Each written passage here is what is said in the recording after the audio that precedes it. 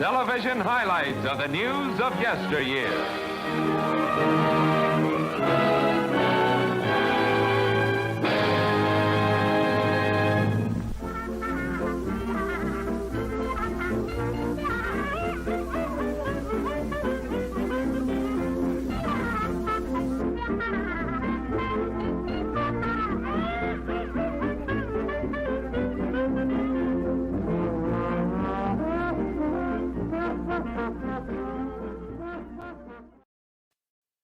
Greetings, everyone. I'm all by myself. Looks like nobody else has joined me yet, but hopefully some others will be coming along shortly. How's everybody doing out there in YouTube land? Hopefully you're doing well. It's Sunday evening. It's time for the wrap up, whatever. Pissed off some celebrities. Pissed off a journalist, so-called journalist. So Scotty, if you're watching, this episode is dedicated to you, my friend. So how's everybody doing? We got Aaron Wilbur watching. I see Psychosis. I see J-Roar. Charlie's here. We got Andy. How you doing, Andy? We've got Freedom Running. We've got Michael Gonzalez. Tim Riggs is here. Carl's Art Universe. Aaron Wilbur's here. Carl Anderson. David Walker. Kitty Bear's here. Sanders here. Will S. is here. Elizabeth Young's here. Putin's Cat's here. Joey's here. Voyager's here. So many of you. Mr. Tickle Trunk and D-Bud are swinging around those ranches. Hopefully you guys are having a good night. Got All Off NS, Ben Dowdy, Howdy, and so many more. So glad to see you all. Action Com, Scott Westbrook, War Monkey. So many regulars here. Glad to see you. Hopefully you're having a good night. So, there's a lot of you here already. That's amazing. Because we're going to get started as people start to file in here. And my guests start to show up. If they do, we will be talking about celebrities that I have pissed off. Should we start with Scotty or should we start with, actually, before we get into that, I actually have a guest here already. Good evening. How are you, WDW Pro? Well, I'm doing quite well. How are you, Tom? It's been so long. It's been forever. I'm glad to finally have a chance to talk to you. It's been Tom, like I've got a special guest though who would like to speak shortly about a friend of ours. Are you aware of one Scott Mendelson and his impending, shall I say, health doom? No, I'm not. I'm aware of Scott Mendelson. I did not know he had health issues, but I mean, looking at the guy, I mean, clearly something's not right. I'm just saying. Oh my gosh, that is so sad. Look at that right there. So the thing is that's Scott Mendelson, everybody. And Scott Mendelson has life-ending diabetes. And it is so troubling to know that Scott Mendelson is not getting the love that he deserves. So I want all of you to go out there and follow Scott Mendelson because he's Scott Mendelson and he has diabetes, okay? He blocked Tom. He blocked me. That's right. That's right. The only thing that could possibly be happening right now is that Scott Mendelson has perhaps lost his mind due to neurotic diabetes. So, screw you, Scott Mendelson. But I do hope you get your cure for diabetes. I had no idea that was a thing. I'm so embarrassed. Sometimes you can have diabetes so bad that it causes you to block those on Twitter who could help you the most. The people who love you and wish the most and the best will for you, especially in this holiday season when poor Scott Mendelson just needs just a little hug, just a little Yuletide loving coming his way. And he stopped the two people who would bring it to him the best. You and me. I think so. And then Tim Riggs says, Tom, if you're pissing off celebrities, you probably told the truth about something. Well, we're going to talk a little bit about that. You mean there's more than just Scott out there blocking you? I can't believe it. There's more than meets the eye. Indeed. Sounds like you might have throat diabetes. Well, it started. Diabetes, man, they go everywhere. You got to be careful. My weekend started with John Cusack, actually. Funny you ask. A bad way to start a weekend, let me tell you. Yeah. Been there, done that. So John put this out there, and this, of course, was John's response to the Twitter news that's been getting laid out there. And Cataboo's tweet here says, I can't imagine anything more pathetic than throwing away your dignities just so you can make a buck and lick Tucker Carlson and Elon Musk's boots. Of course, he's referring to Glenn Greenwald, I guess, who's a journalist. I'm not aware of this individual. Does he also have diabetes? He might. I'm assuming, though, that he's probably somewhat of a left leaner, considering John's, going off here as, and isn't it a long, long way down? Adding to Cataboo here, whoever that is. It can only be that John Cusack is equally as challenged with his insulin and his blood sugar levels. Can be the only solution for why these people are acting so stupidly. Lloyd Dobler needs to check his blood sugar. So then I retweeted John, and I said, this is why you guys are losing fans. Party above all else. Can't even admit when something is real and the evidence is in your face. Now, of course, that was harsh. He couldn't handle something that hot, I'm sure. Now, of course, what this is all referring to is the fact that now both parties were guilty of trying to influence social media, but let's just say one was a lot more guilty. And so John trying to obfuscate this, among other people trying to throw a bunch of stuff out there, really sent a lot of people going, well, yeah, but they did exactly what they claimed the other side was doing. And not only that, they did it worse. And so my response, of course, in kind, and then he called me a bot. He retweeted me, called me a bot, and then proceeded to, of course, block me. Well, so when you have such a small online presence, when nobody knows who you are and you don't go onto YouTube videos or channels and this and that, it's really easy for you to be mistaken as a bot. And you're so low profile. No discourse at all. Didn't have a back and forth, nothing to really kind of, he didn't really kind of come back at me with anything, but he sure did come back at a lot of people who were either defending me or not agreeing with him. But wait a minute, Tom. Are you a Russian bot or what kind of bot are you? Do you go on to Rotten Tomatoes and destroy Last Jedi scores? What kind of bot are you, Tom? I'm Russian Netflix bot. Ugh, the worst kind. You probably try to chase after moose and squirrel. So what if I do? Well, then what if you do? I've lost the accent. I am so sorry to audience. I can't help it if squirrel tastes so fucking good. It is quite a delicacy in country where we do not have that many trees. We chop them all down. It's true. But yeah, no. So like that happened. And then as we were just poking fun, just before the show, well, actually a couple hours before the show, just before Valiant's show started, I retweeted, and it's been more than 2 hours now, but it was 2 hours when I took the screenshot. I said, Scotty, the mental gymnastics you must do are tiresome. And that, of course, was to his tweet that I think Valiant thinks that he may have influenced. And I think he might have a point there. Well, now, Tom, that was just too rude. You went on there and made fun of somebody who has diabetes. Scott Mendelson is a prime candidate for being taken care of and coddled mentally. He can't help that he has terrible, shitty analysis because he's got mind diabetes, and it's attacking him right up there in his noggin. And there you go, just tweeting up a storm at him, making him look bad in front of everybody. Well, actually, I didn't tweet a storm of anything. This was the only tweet I sent him, Butters. I didn't really send it to him. I just retweeted it. Scotty. The mental gymnastics you must do. Well, that's not bad at all. Why did he block you? I don't know. I really wish I knew. Because I've said a lot worse shit to Scotty before.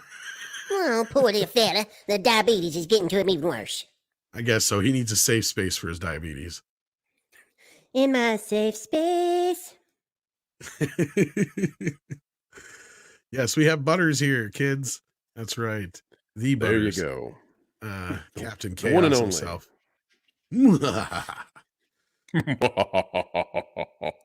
Yes. And then Valiant should be here shortly, and Mike, you'll be here shortly. I don't see how Scott Mendelson was able to even stand up after that thumping you gave him online. There's just, I didn't even do nothing. What the fuck?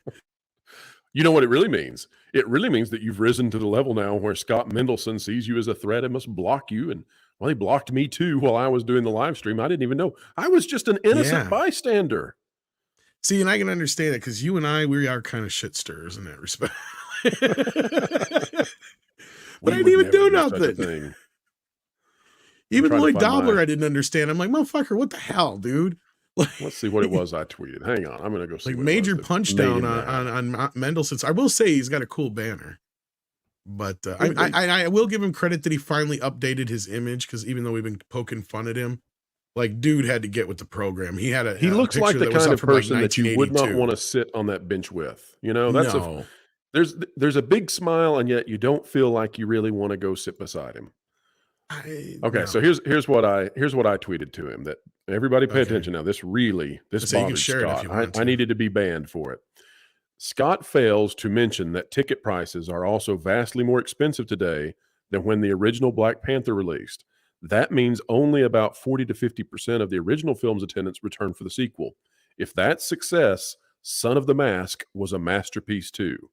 I think I liked your tweet. Yeah. That had me banned from Scott Mendelson's page. Oh, The Mask too. I never watched that thing. You guys are just being too hard on old Scott and his mind diabetes. This is just not fair. He can't help it. No, I think we're being kind of mean on The Mask too, to be honest with you, Butters. I wasn't allowed to watch it. It's rated PG-13. My parents says I can't watch anything but G. Oh, geez. And there's no more G movies. Oh, geez. I know, right? I don't remember. Does Butter say, oh, geez? I think I say hamburgers. Oh, wait, no, I do. Oh, geez. Sometimes, well, but usually all hamburgers. I love South Park. But yes. Everybody loves Scotty needs his safe space. But yeah, that was my weekend. As far as the week goes, though, you guys were just talking about some of the interesting stuff and the goings on over there at Disney and stuff like that. So we'll probably get into a little bit of that. But I was hoping the boys would get in here because I want. Are you familiar with this Balenciaga stuff? You know what that's all about? Well, I'm aware that that they put out material that's even difficult to discuss on a live stream. Exactly, and that's why I'm asking. That you have to gingerly use euphemisms to discuss. They put some of the most disgusting things into their marketing campaign that you can imagine involving minors, and then all of not just minors but children, right? Like toddlers and we're not talking about people who dig in the ground, not those minors. We're talking about kids. There was some deep confusion in the audience, but a little bit. Yeah, and so then the celebrities who, oh my gosh, the celebrities, they care so much, Tom. They care so much about people, and they care so much about doing what's right, and they care so much about being on the right side of history, Tom. But just like those Chinese slaves and just like those darn Uyghurs in their concentration camps, they didn't want to talk much about this thing with this merchandising and with this high-end company doing all of these different clothing items using horrible, depraved marketing. Didn't want to talk about that because that might cost them another golden toilet. Might lose the diamond-encrusted swimming pool they were going to put in this March. It's very funny you mentioned all. You went. It's almost like you knew where I was going with this. I just feel bad for them, Tom. These celebs, they work every day to do what's right, and they're just put into these positions where they need gosh darn it, this company needs to issue a very strongly worded apology. Just come out there and fix it all by saying, whoops-a-daisy. All these poor celebrities are having to sit here and bide their time and figure out what to do. Like Kim Kardashian took a whole week to decide. It's a real stumper. Not to be a part of this anymore. Now, of course, in all seriousness, like one of the major players in this is the husband of Salma Hayek. So this, like, Pro is joking, but he's not. Like, this shit is some pretty deep shit. These people there's a lot of people involved with this, a lot of celebrities. And for those who may not know what it is, I hope he gave you the best run, because that's the best way I could have described it. Let's do it this way. Let's say that I'm not getting into it any deeper than that. I don't throw this word around casually, but these people were involved in evil. Like Okay, we're not Yes. talking about Dr. Evil, so let's do the caveat there, okay? We're not talking about Dr. Evil. We're talking about real evil, everybody. I'm talking about the kind that makes me not want to even show up. I went to evil medical Right. school for like 8 freaking years. I don't do this, okay? I don't even touch this stuff. So that's what they were Yeah. up to. And yeah, they don't want to come out and make an apology because, well, Scotty don't. Well, let's just say, and this is not even, as far as I know, attached to Scotty Mendelson. I hope not. But yes, they would file it under P, let's say. And when they were, when it was brought, when attention was brought upon this, and people started to question it, and I don't know exactly, a boycott, I guess is the better word, or whatever, because at this point, people are like raising all kinds of red flags and questions. These folks doubled down and posted some shit that was even worse than the other shit. Okay. So, and I'm glad we got Paul here too. Welcome, Paul. Paul's You're right here. Paul, we've perfectly got timed such to a get us positive canceled. and happy topic for you to do. Uh-oh. I was just Yeah. Are popping in you to aware say of this hello. Balenciaga thingy at all? Oh, that's a fun topic. Oh yes. Well, actually, And Pro Paul's got us gone. He's right left. where He's hopped yeah. out. Pro got us right where we needed to be though, because we were talking more or less about the celebrity connections with this and their inability to chastise the company, distance themselves from the company, say anything bad about the company. And you're perfectly timed here because Alyssa Milano was asked about Balenciaga, right? And She as is a beacon of virtue, sir. She Well, is a look, beacon of virtue. but Melissa has everything to say about everything, right? She's always out there. She's on top of COOF. She's on top of everything else that's been going on in politics lately. You know, she's always got something to say. She's been a popular celebrity amongst celebrities as far as going out there and giving her 2 cents on everything and anything going on in the world of the world. She was a child actress, remember? So you would think that she might have some strong opinions about children being put in these kind of positions, let's say. Right? You would think. So let's see what she had to say on this. I would think this is the one time she would have something to add to the conversation. See this? So ever since this horribleness with Balenciaga has started, right? I've been getting comments like this in my comment section She's the on all victim. of my social media. Let me explain something to you. Okay, we have got to stop asking women who might be triggered by certain things. She's the victim. We need to stop asking them to give their opinions on things that you should basically know our opinions on.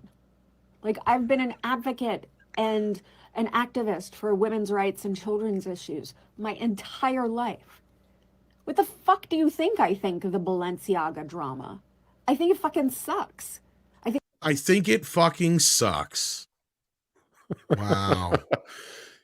It's like think it what you might fucking describe if sucks. an entire aisle of ketchup fell over at a grocery store. Not Right? quite rising up to taking on evil there, Alyssa. Your dad's in jail. For what? Oh, for getting in a fight. Well, that fucking sucks. You know?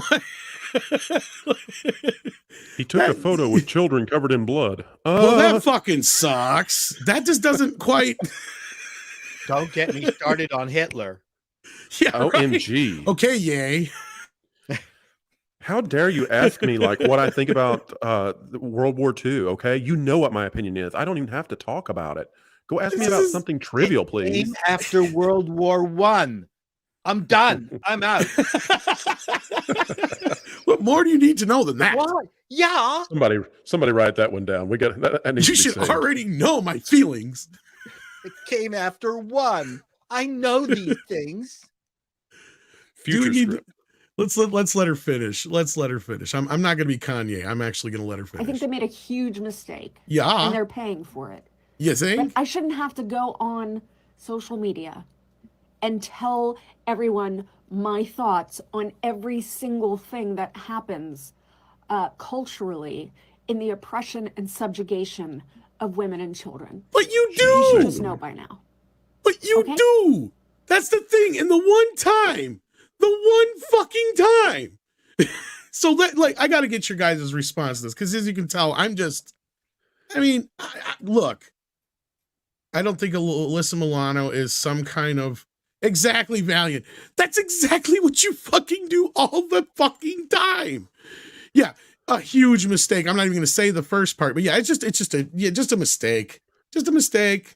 Listen, okay? This whole thing about you guys wanting me to comment on organ harvesting in China, like, I don't care about musical instruments, but even if I did, okay?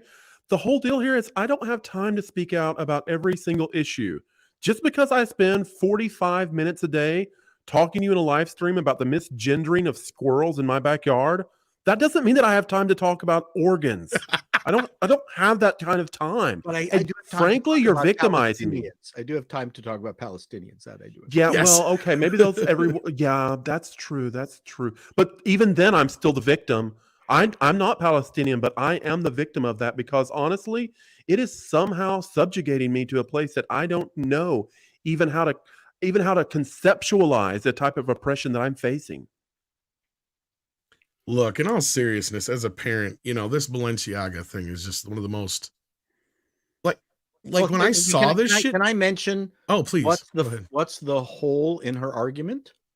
That this is a systemic issue that has been going on for an awful long time, and she's mentioning it like my only crime is that the only crime was they got caught.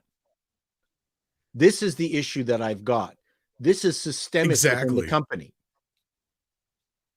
That's the problem. And no one wants to talk about that.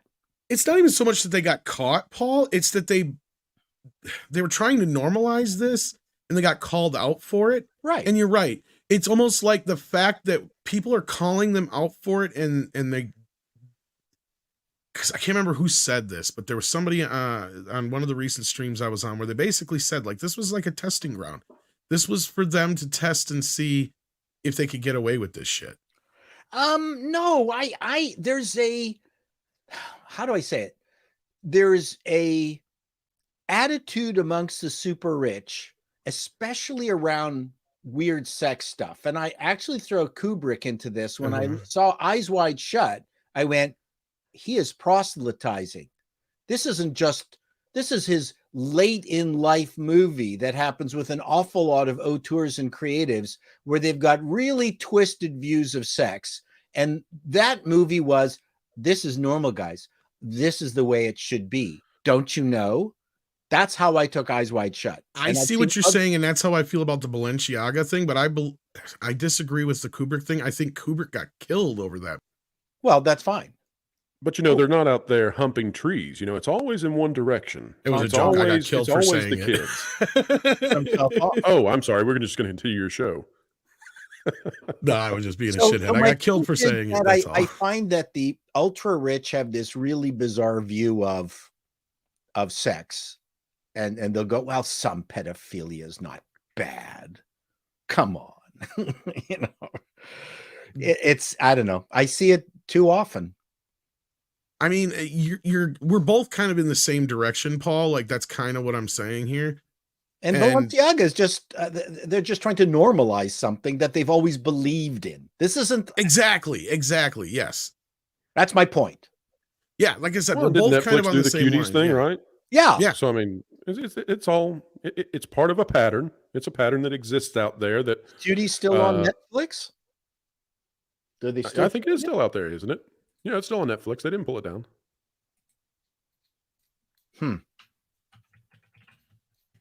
Yeah, and people are on it. As far as the seriousness, it out. Do I think so? Well, let's just say I don't think it was a coincidence that he died 6 days after the movie got finished. Not a coincidence in the least. No, there's cuties. Yeah, it's still there. Provocative, bittersweet. Is that what they're saying? That's not the one with. Oh, this doesn't look. This is weird. It's black kids ironing their hair. You better be careful what you're watching there, Paul. Yeah, I know. The FBI might show up. I don't think they're zeroing on you. Oh wait, never mind. You're in Canada. I'm in Canada. It might not. We might have it. I mean, CBC, its children's news group. Shut up. Stop. No, not talking. Shut up to you. Sorry. Sign out. Go away. The children's news group put together a drag show for 5-year-olds. So the kids, Yikes. yeah. And even I called them up and asked them what the fuck they were doing. They've never shown it again. But why did they think this was? Was this recently? Or No, this is now maybe 2 years ago. I think they got an insane amount of backlash. But the children's division at CBC at the time, and I don't know whether things have changed right now, have had a questionable group of people managing it. And this came out of it. And I don't understand why they would have even thought that this was appropriate for broadcast. I saw it. It was a runway show, drag show for 5-year-olds. It was unbelievably repulsive. Well, I'm not surprised it was. Go ahead. One of the things that put me on the map as far as getting stories out there, this was maybe 2 years ago also, and Daily Wire and some other sources picked this up then after I ran it. But I'm trying to remember. I guess Paramount was doing like a little commercial, a little 90-second PSA kind of thing on Nick Jr. I think it was Nick Jr. where it was Blue's Clues, and they were doing a little song and dance number that was all about Pride and Pride Month and that sort of thing. But then as you would pay attention to the little characters in the parade that was happening, these little cartoon characters, like you even had these little, and this is kind of ridiculous. So chat, let's be mature on this one since I'm going to have to say it. But there were these characters, there were beavers, and the beavers had their upper chest area had surgery. And they were a happy little beaver family with their chests removed. So, I mean, this is the kind of stuff where just leave the kids alone. That's what you want to say to these people. You want to say, leave the kids alone. Don't touch the kids. Get away from the kids. And, that also really brings into focus this whole thing about the Florida law that said that you cannot instruct on sexual orientation to kindergartners. And then you had Disney coming out and saying, oh, yes, you can. We're going to attack that law. It's like, why? Unless you aren't paying attention and you fall for sort of the propaganda of all this, why would any company insert itself and argue that you should be allowed? The state, not mommies and daddies, but the state should be teaching children in official instruction about sexual orientation when they're 4 and 5 years old. That's crazy. Like 5 minutes ago, people knew that was completely just bonkers, and somehow we forgot it. Speaking of bonkers, we got Mikey, the Mexican Iron Man. Oh shit, is he Yay? No, that's Yay.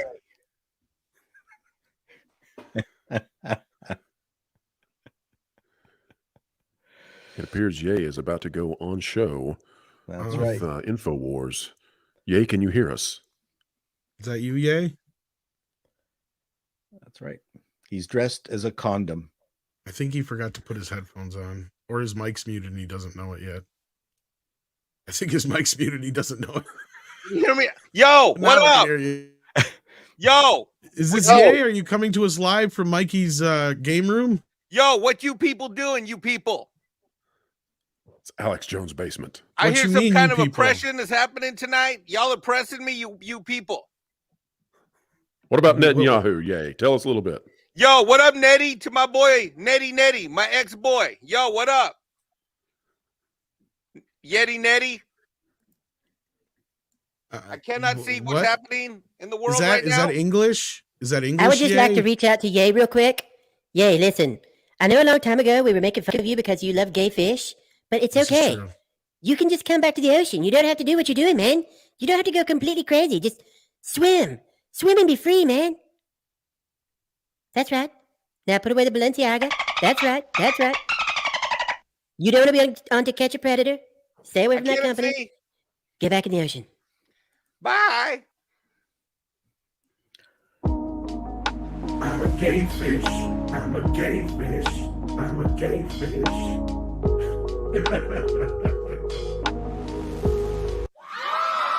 Mikey! The Mexican Iron Man. Welcome to the program. Welcome back, my friend. It's been too damn long. How have you been? How was your week? How was your holiday? All that business. I know you came back like one time in between there, and that was it. Yep, Thursday night. I'm back. Yep, it's great to be back. Great to be with these esteemed gentlemen. I got to say, y'all were in fire. I was laughing my ass off. I choked on my steak sandwich as I was listening to Pro. He never realized how funny you were, Pro. Pro, I had no idea you're that funny. I coughed up my steak sandwich. I was like, oh, I'm choking. It just depends on the room I'm in at the time. And what he's smoking. That's right. How much espresso I've had. There you he go. knows Paul and I are funny, but he just didn't know that Pro was funny. So there you go. Yeah. I'm just hoping the stream isn't already demonetized. Oh, I'm Listen, sure it with is. Paul, I I'm was just playing taking Hulk notes. music to start it out.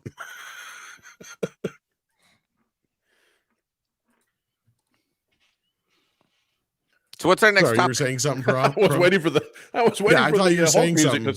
to crank back up again. No, you're I good. can if it helps the mood. Trying to make I thought you were going to really cancel. take on YouTube.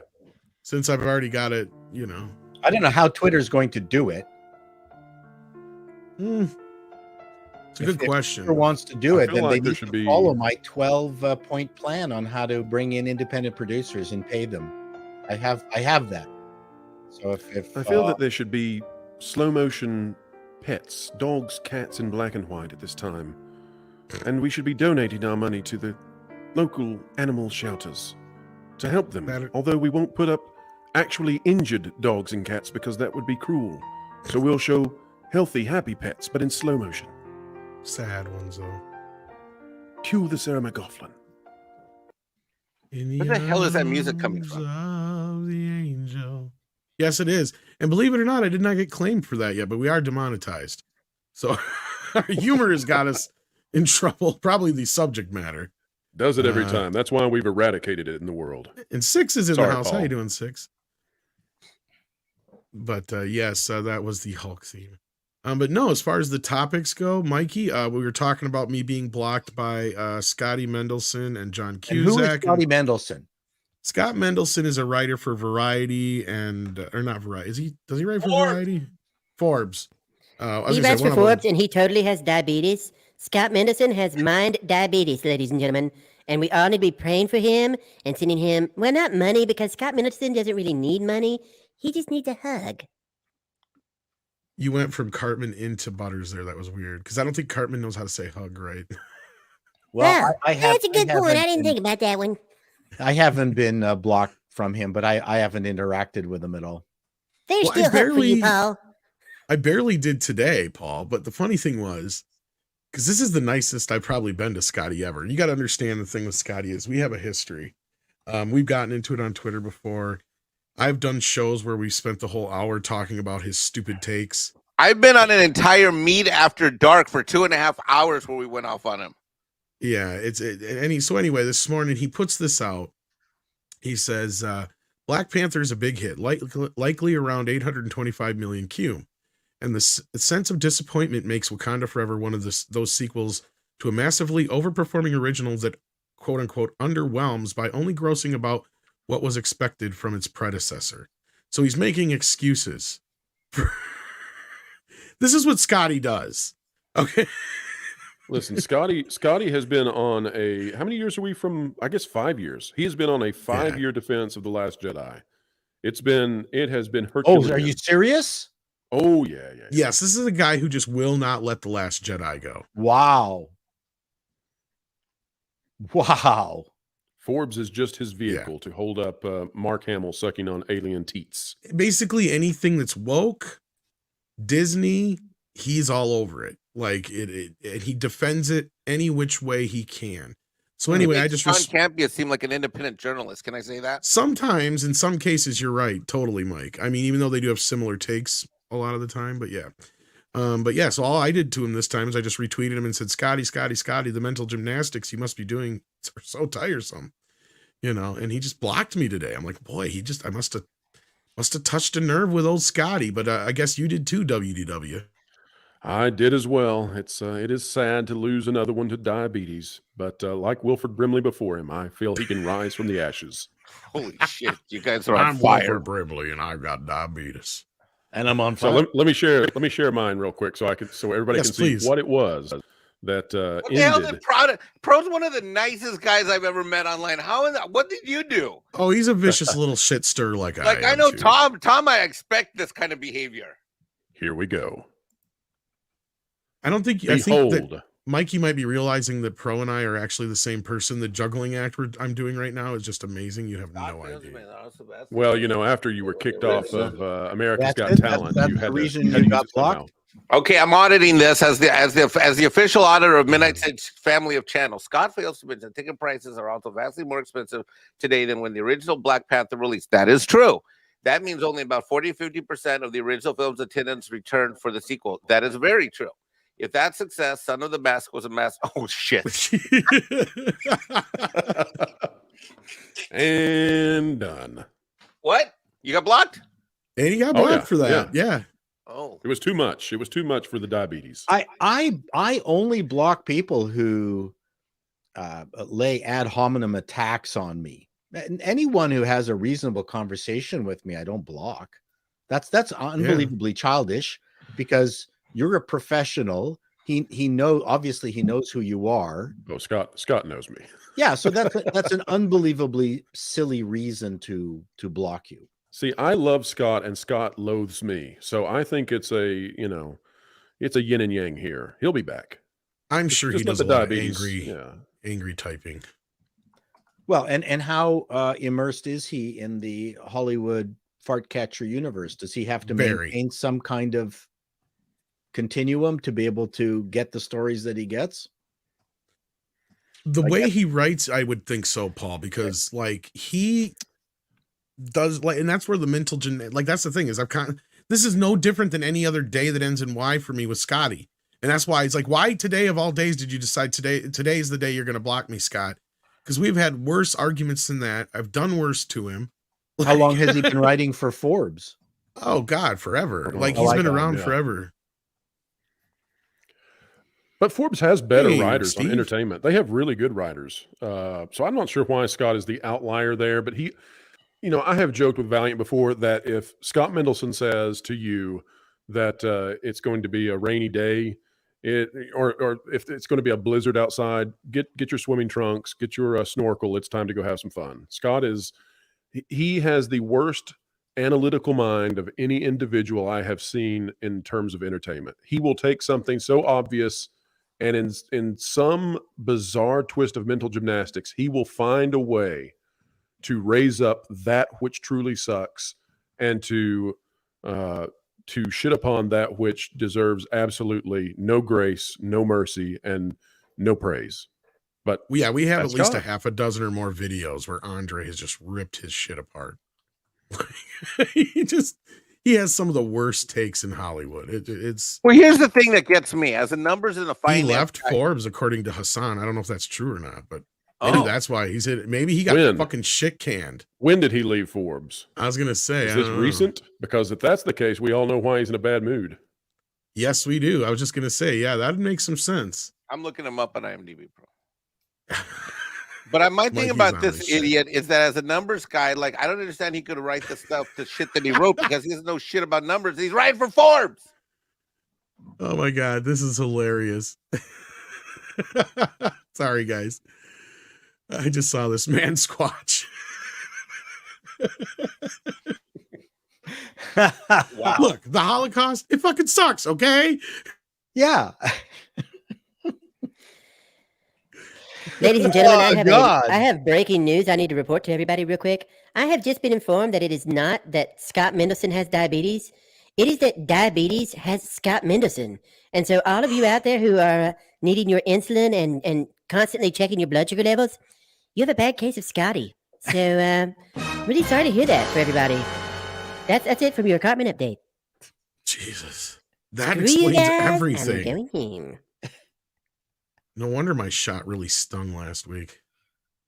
Oh.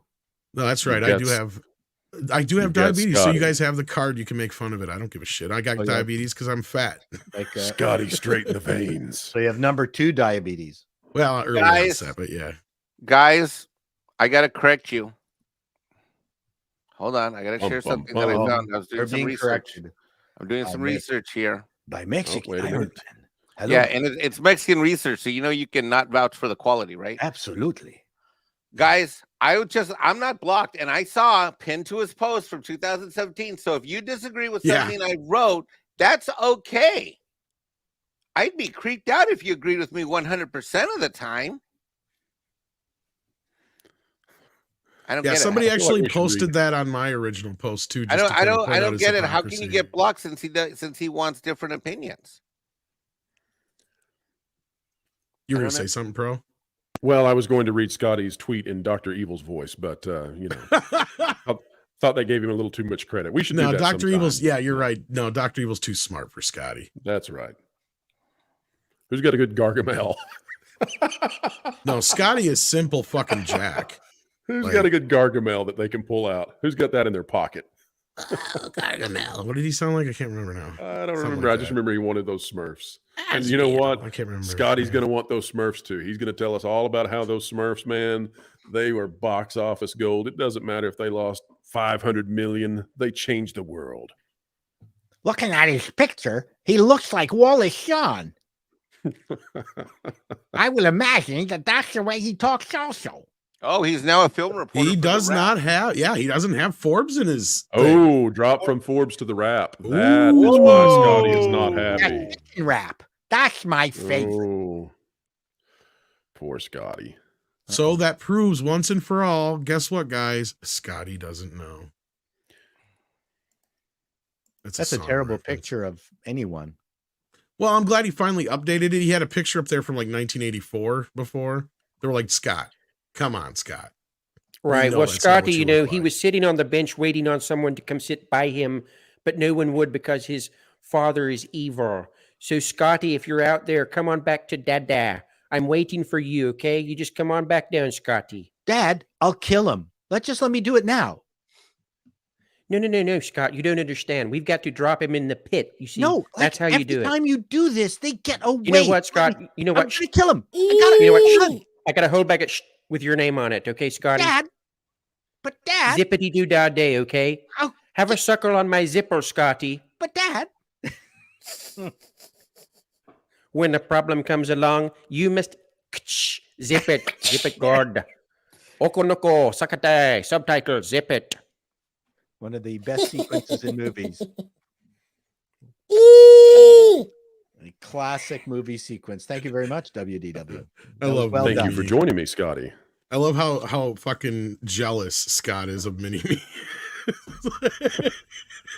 I'm completely in the wrong pitch to Completely. do that noise, but someone do that voice for me real quick. A little I just- cry out. Mini me. Oh, may he Oh, may poor he little rest in fella. peace, little mini me. I can only do the Yeah. old impressions. Right here on our show. What if Popo Gijo, oh, Popo also known Gijo. as the Mexican Iron Man, Love it. sing us a song, Iron Man? I don't sing? You don't. No. From the He moment dances, I heard Frau say I had a clone, I knew that I'd be safe because I'd never be alone. That's right, Scotty. I'll sing about you all day long. You want to block me? Go ahead. You don't even know what 8 years of medical school and evil medical school taught me. Scotty, Right. say good night. Yes, I remember. What was the guy who did that little the little Mexican mouse thing on Ed Sullivan? Mm, Who's Right even old here. enough to know who Ed Sullivan is? That's right. oh, some of our audience.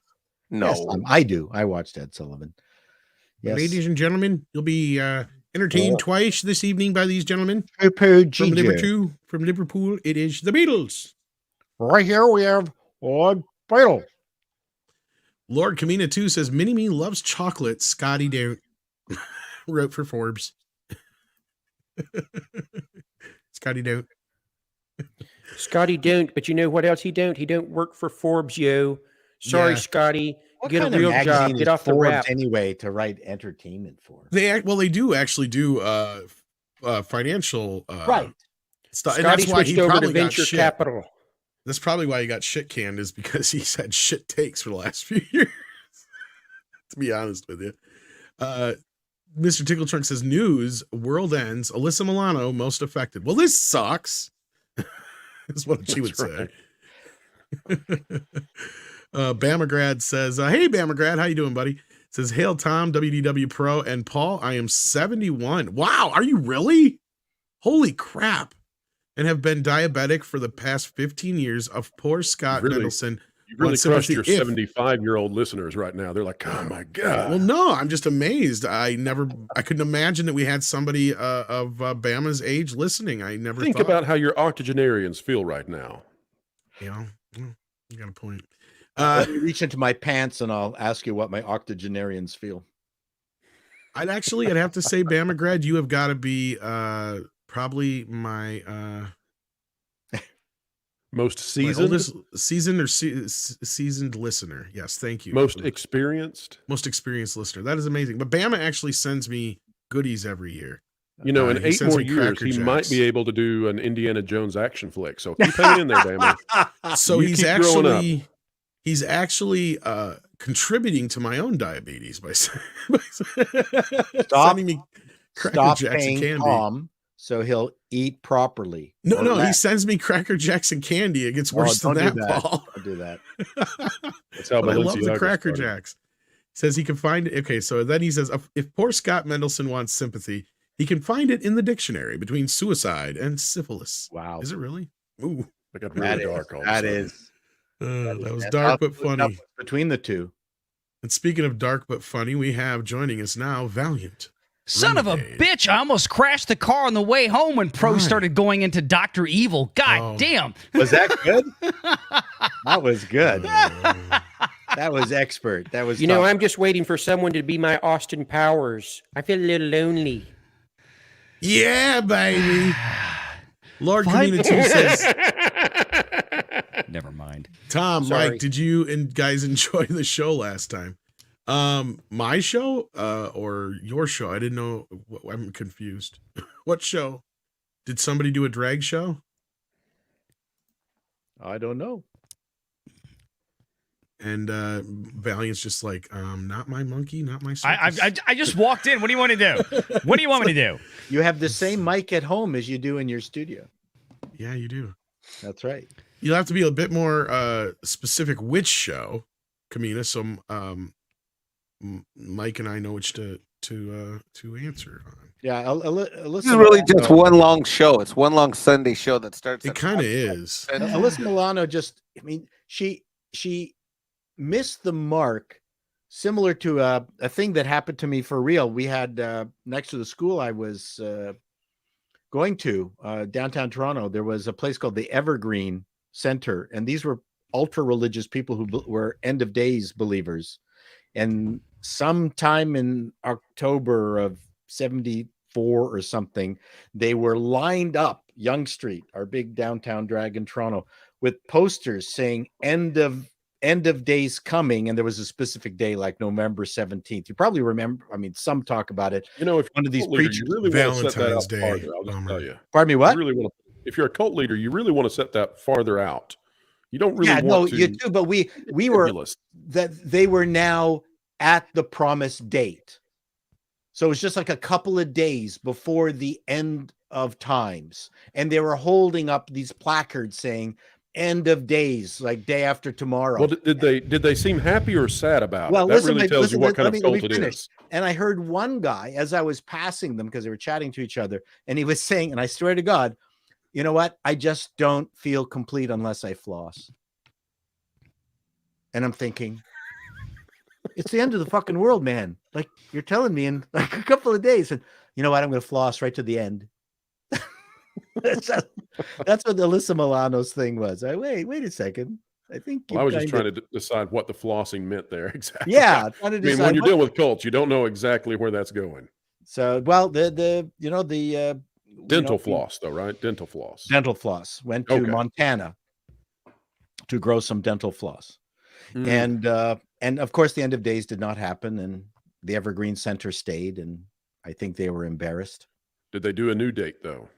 You know what? I'm not entirely certain, because I never saw anyone go in and out of the facility, and it took up a good chunk of Yonge Street, but never saw anyone go in and out. They had a big sign, everything. I mean, I think it's gone now. But, Great dental hygiene though, everyone. but great, fantastic dental hygiene before the end of days. You got to look Yeah. good. You do, absolutely. And that's what I was just thinking from Phantom Outsider. He's like, did they not learn anything from Peter Venkman and Ghostbusters 2? You need at least 3 years to get the book sales for hardcover and paperback. New Year's Eve, really? I mean, it's a little soon, isn't it? Well, I think this date was set like No. a couple of decades earlier, but then it finally caught up to them. No, it's just a joke from Ghostbusters 2. No, Bob Chapek's in the house, and he says, Tom, next time you see Culture, make sure you ask him about his Barbie Duel collection. Do you mean Barbie doll collection? Yeah. He claims his mom gave them to him. Yeah, right. So is okay. Here's Wait the a question, minute. everyone. Do you think Chapek is ever going to surface? Yes. On an island somewhere. It's going in to its take own time. Chapek It's going to take archipelago. time, but yes. I think he'll show up in a completely different business. I agree. He will show up in either considering he has more experience Like in a burrito parks. truck? Well, no, considering he has more experiences in parks, I would see him as more like working at like a resort, like a major resort, or possibly at the most like a hotel. But other than that, he'll probably go into some complete different business. The way to look is who has he had a really good relationship with, and who has he bought services from? Yes. That's I don't what know. we The need. guy- Paul, The guy's Paul's correct. The guy's 62 years old. With a I mean- shit ton of experience. Yeah, He but he's could- 62 so- years old and he's sitting on at least $180 million. I mean, what's he going to do? Go start a freaking startup? Yeah, but No. guys like that though, guys like Chapek, I mean, they love doing what they do. Yeah. And they want to stay busy. People that are at his level of success do not just want to sit home and collect dust. Look Yeah, at Larry Ellison. Yeah, he probably would love to go Yeah. out and go fishing and relax and do all this kind of stuff, but there's going to reach a point here in the not too distant future. I have clients like this that are really successful, and they kind of retire early, and then like after a year or two they realize I can't just sit around and do nothing. I got to be doing something. Right. The work So- was the game. Right. And so he'll wind up back out there. And I think Media he'll distribution. Yeah, That's where I bet Valiant. yeah, I was going think- to say he might get into the toy industry or into video game somewhere in the not in the actual like making of, obviously, but the corporate he's side one of the things, guys yeah. that Marriott or Hilton would hire. That's to what I be was thinking their- first. That's what I was saying, like in like a resort or something to that Yeah, matter. even if they just hire him as a 1099 consultant, like they don't have to bring him in as a CEO or something like this. That's what I see him doing at best. Yeah. But before he was doing the parks, he was in, if I'm not mistaken, he was over media distribution at Disney, right? He was over the Blu-rays, DVDs. He Yeah, he worked was at in home Oh, entertainment. was he? I He didn't know worked that. at every different division. the maybe in video Disney games might over even But I be think that's where really where he was made in. his name. The parks he didn't succeed very well in. No, he was started there at wasn't home great entertainment. consensus on that. He was Yeah, at home there you go. entertainment. He was throughout- there 30 years. He worked in every department Disney has. Well, speaking of consultants, we have one of the best consultants around here, Mr. Script Doctor. Good evening. Good evening. Sorry, you were going to say something, Mikey? No one cares what I think. I'm Mexican. We absolutely care what you think, especially when it comes to this. Valiant doesn't. He's like, I'm just going to talk you were saying louder. he's And in- Valiant's like, I'm going to talk louder and more and drown Mike out. Oh, I'm sorry. Did we hurt your sentimientos because a new doctor came into town? You know, Dr. Evil, I always thought you were crazy, but now I can see you're nuts. Chapek started home entertainment. That's where he spent the first like 12 years at Disney. He's going to resurrect Blockbuster. And when it rains, it pours. We also get That a would be culture the best. casino. That would be the Hello. Why is he here? God, that was brutal. He's the bottom of the tree. No! Tony. Oh, he left. Dang it! Was that of his own volition? Yeah, he totally yeeted himself. Mike he has to Mike reset his yeeted mic. him by default. There's a running Oh. joke that Culture never streams when I'm on a stream, and so when he shows up, God, he always gets me in the end. That's what pisses me out. He always What was that? Where'd he go? Okay, culture. I got to ask you, what's up with these Barbies? What? What the What are you talking fuck? about? Barbie. You got a Barbie doll collection? Your Barbie doll collection. No, It's he's not dueling mine. them. It's my Guys, he's mom's. dueling them. It's only Disney Barbies, and I'm getting rid of them for her. Where are you putting them? That you're getting They're in the rid of? Disney room. They're across the house. I'm sorry, did you say the Disney room? call Yes. Bullshit.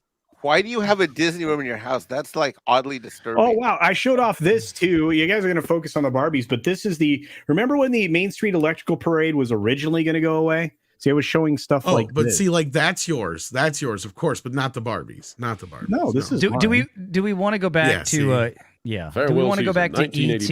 I have that too. For Atari? Why? Because that my dad game was dumb. Okay, and the little stretchy neck thing and all that was dumb. So for those of you that missed this earlier, I have no idea what you people are talking about. What the fuck is that? The reason I have this here. You do not bring that in overly harsh on a game that had one These button. are my mom's. See? Yes, they're sitting right beside you. There we go. See there, Paul has some real figures. Paul has cool shit. See, that's There a you real are. collector. That's a real collection. Barbie There you go. 10. That is a real collection right That's there. awesome. A captain or a lieutenant? I can't tell with the bands. Oh, that's a captain. He's a captain. See, now they're showing off his Barbies and he's not getting yelled at. No, because that's cool. That's cool Barbies. Paul has his These are not even my Barbies. These are mom's Barbies. Barbies are Look, red see, shirts. I got She's here's dead on an two. away mission. These are Disney Barbies. See? Okay, you know what I'm going to do to your Barbie collection? I'm going to put up one of those black lights and see what happens. Sure, they're your moms. You should see my Klaus Barbie collection. Yeah, The Klaus Barbie collection? those are being either sold or given away at this point. So I have way too You're much. very Disney adamant crap. about that. Pretty Very much. Yeah. Now this is original script. I have had this in my possession. That is awesome. For 40 years. My Yeah, dad bought this. So no, we were making a joke script earlier. We were talking about on my show, you know, how people want to bury things that happen. I brought up the joke about all the copies of ET that were recently discovered in the pit. They finally found like it wasn't a rumor. like 10 years ago. Well, hold it up as to the- hold compared it up to the to camera. as compared to when the rumor started 30, 40 years ago.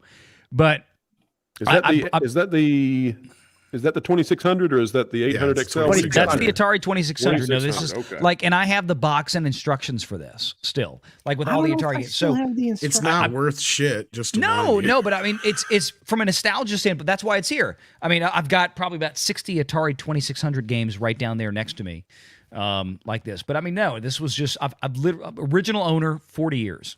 So. All of that stuff is valuable to a geek and nerd. No, I know. I just meant because of how mass produced it was. Like, Oh yeah, it was a terrible game. It's an absolutely terrible game. Charlie's on the other hand, if you have an Atari Lynx that still works, you're a madman if you want to sell that one. Oh my God, I know somebody. Oh who yeah, has one. certain things, yes, because but that's a different topic. Charlie's here and sends in $5 Canadian, eh? It says, could Chapek have been hired to disarm whatever blew up in Disney's finances quietly? Then once it blew, they fired him and brought back Iger. I really want to read have Jordan Peterson. What was that? Go ahead. Since it came in as Canadian dollars. Is I really this want one to read better? Jordan Peterson. Do y'all want to see this What one? do you got? Is this one better? You gotta have a zoom in. What do you got there? I don't know if it can pick it up. But Ooh, Yeah, Raiders of the Lost Ark. That was a fun Whoa. one. Actually, so that garbage. game is very similar to ET. It's more frustrating in some senses. Exactly. It's very frustrating. Was I that have a before lot of or after Intellivision Pitfall? games. Yeah, that's the one where you actually have to find like hidden spaces in the wall. Yeah. Good luck figuring that out in an Atari game. And an Listen. 8-bit Atari game. If you want, here's OG Pac-Man. I still Oh, have that the is original one of the box. notoriously worst fucking games in Atari history.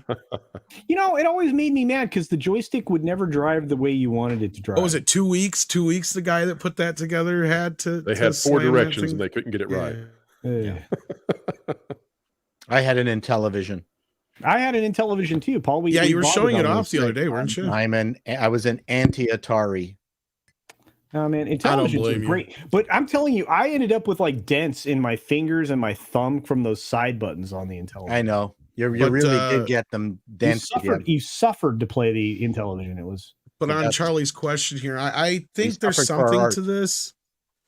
WDW, do you think so? Like, because there was that whole $6 billion discrepancy. So Chapek will not be Some other allowed things? to work for any competitor, and there would be a time limit.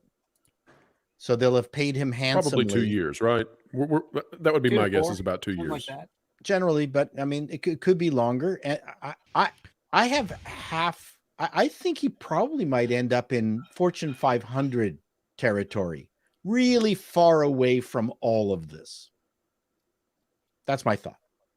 He'll end up at Price Waterhouse or Walmart or something. But yeah, I mean, he can't go to a position that is dependent, where his success is dependent on the public reaction. He's got to go somewhere where the public doesn't know that they're supposed to hate him, because that's the narrative, that had to be built around him at Disney to get him in the can. And if so he's I'm got to go somewhere like Walmart where nobody cares, right? If Walmart's I'm a Fortune 500 company looking for super high level, C-level individuals, he would be a great interview. I don't know what I would hire him to do, but I would, if I'm in General Motors or something, I would want to talk with him, because he's got unbelievable management experience, and just to find out where he might actually fit would be very interesting. Well, as far as this subject, because that old soup chat kind of feeds into this one. Now, that's when he can start working. But what if he has more things on his plate than we know about? Like, I brought that up too. What if he was moved out of the equation because there's some issues financially, discrepantly? Mikey, Valiant, WDW Pro, any of you guys want to comment on that part of it? I'm going to be brief. I'll go first because I said it before and I'll say it again briefly. I believe that it is fundamentally insane that this chick, this CFO, made the move that she made and did this behind the scenes and did it so quickly and was the one to pull the trigger. I've seen this happen before at high levels in companies in my 20+ career. And this is what's most unusually striking to me. We can talk all day and night about woke stuff, management stuff, stock price, There's something internal going on that she felt the need to make this move and do this move the way she did, because she's got the most pressure points, and there's something out there that she had to bring her buddy back in order for them to move this company forward. And I dare say herself, and her own career as well. And I'm still had to go fast. They had to move fast. Really fast. They had to move fast so that Chapek didn't have the time in order to respond to whatever was coming on that wave on the beach. And I don't know what it is, but it's something. And Iger is the one who brought her, and so she's like, look, Bob's the only one that I really trust. We got to bring Bob back. Why? Because Bob's a trusted advisor. Now, where Chapek fucked up is that motherfucker should have jettisoned her ass. Unfortunately, in companies like this, CFOs are impossibly difficult to replace. People think CEOs are hard to replace. They are not the hardest to replace. The hardest to replace are these damn CFOs. Because they are entrenched and they know where everything's at. And more importantly is they're the ones who run the systems. That's why I laugh at some of these YouTube channels. They're like, oh, Chapek did this, Chapek did that. I'm like, you kidding? For controls alone, from an SEC perspective, Chapek doesn't even have access to the journal entry system in order to make changes to the financials. That's just it. He can't even log on. Valiant, I pass the baton to you. No, I was going to say you're absolutely 150,000% correct, and that's just it. The people don't understand how, they look at it from a fandom perspective. They look at it from a very, cursory perspective. You don't understand when it comes to the internal machinations of corporate America at this level, when you're talking about a $200+ billion Dow Jones component. My God, they're one of 30 companies in America that are a Dow Jones component. The way the Dow selects their stuff is they select the biggest companies of every industry to represent that industry on a weighted average based against the American economy. Who did they pick for the entertainment industry? Who do they pick? Disney, right? When you're at Christine McCarthy's level at the Walt Disney Company, you are the most powerful person there to large degree. Obviously she doesn't outrank on a corporate ladder a Bob Chapek, but they have a lot of pull. And the reason they have a lot of pull is, can Christine McCarthy, outgun Bob Chapek on the day-to-day goings on at the Walt Disney Company? No, not really. Can Christine McCarthy outgun Bob Chapek when it comes to the people who matter? The board of directors, and more importantly, the institutional investors and the headline investors? Yes. And that's what people need to understand about this, is that there's a lot more to it, and that's why we have the conversations that we do over here on YouTube, is to try to educate people on how this works. And everything that's been said here from Mike, it's all correct. This went down very quickly, and I still to this day I will stand behind unless and until somebody can prove otherwise. And I'll be happy to admit I'm wrong. But this whole kerfuffle over, well, Chapek, could have done a better job on the earnings call, and that's what did him in. Bitch, please. I'm sorry. I'm not that stupid. I've been watching these things for a long time, and that may have been the impetus to grant them leeway to say, well, this is why he's out. But the reality is that there was a lot more going on behind the scenes that would have driven a decision like this, particularly 3 months after the board unanimously reapproved his renewal as CEO for 3 years. For the board to make this decision in such a short amount of time following something of that gravity, the board is basically admitting to the world at this point, man, we're retarded. Pardon my French. We're stupid. We didn't know what the hell we were doing. We're going to fire this guy. So sorry. No. Boards of directors at that level do not make those decisions based on one flipping earnings call. I'm sorry, that's just dumb. But that is the dumb stuff that is being thrown out there as cannon fodder for the normies. And I don't say that again at all as a derogatory term, as normies in the sense that most people don't understand how these things work at this level. And I know folks out there are talking about FTX. I get it. I know that's a theory that's out there. That's what Cameron Pasha has looked at. I am more than open to that being a possibility personally. And obviously, if you watch the live shows, I've had this conversation with Cameron. There's no evidence out there as of yet to suggest that there is any, serious veracity to that charge. It could be. It might be. We know Disney was talking about crypto. I get that. And it could have played into a factor.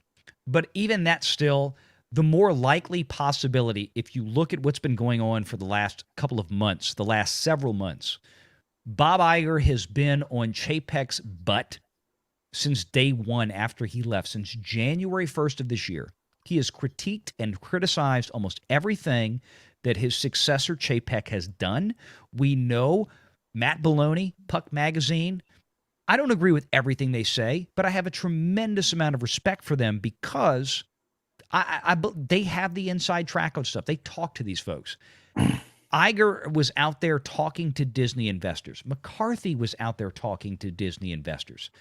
Long before this news came out about Chapek getting canned from Disney, there was a lot going on. What do we know was the biggest issue inside Disney? What do we know that that Iger, it was the biggest issue for him? He did not like the fact that Chapek and Kareem Daniel were restructuring Disney from the inside out to go back to a more distribution-focused model. They were going to put the power of the purse, like we talk about Congress, right? The power of the purse, the House of the Representatives in the U.S. Congress. They were putting the power of the purse back in the hands of distribution at Disney with Kareem Daniel. The studio heads did not like this. They have a lot of clout. They have a lot of contacts. And if you believe that those studio heads at Pixar, Walt Disney Animation, Marvel, Lucasfilm, etc., and so on, were not in constant communication, bitching and moaning, and having whining sessions with Bob Iger on a regular basis over the last 11 months, you're kidding yourselves. And they have put all this to this point. Now, we can say that, Disney missed that. Look, here's the thing. People complaining about Disney Plus and, oh my God, the losses that they cited in the fourth quarter earnings report, the fourth fiscal quarter for Disney earnings report. I'm sorry, that's a laughable excuse. That is a laughable excuse. They were guiding towards that for the last 2 quarters. In fact, in the third quarter earnings report, Christine McCarthy and Bob Chapek both said during that earnings call that, yes, we had $1.1 billion of losses reported for DTC in Disney in the third quarter, 2022, which was the quarter that ended June 30th of this year. But we're guiding towards the fact that the fourth fiscal quarter ending September 30th, the earnings call we just got on November 8th of this year, just a few weeks ago, that was going to show the highest losses for Disney Plus. That was going to peak. And then after that, it was going to start coming back down as we gravitated towards more earnings, more operating income from the advertising-based tiers and all this. Nothing in that earnings call was unexpected. Nothing. But that's the excuse they're using now because they expect the public to have very, very short-term memories, which has been the case in politics and business for far too many decades.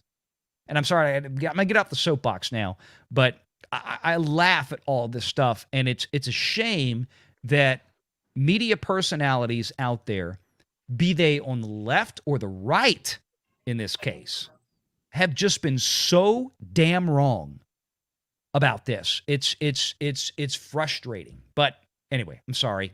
I'm gonna give it back now. Did Pro or anybody else want to chime in on this real quick?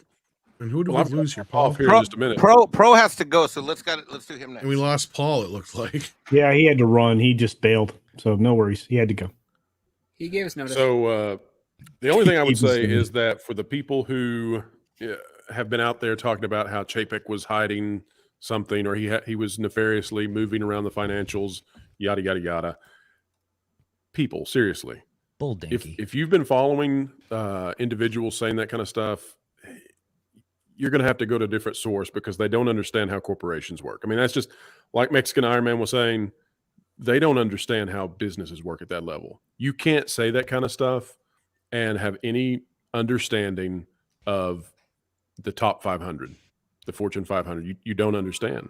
So just keep that in mind. I think Valiant's done a great job on this.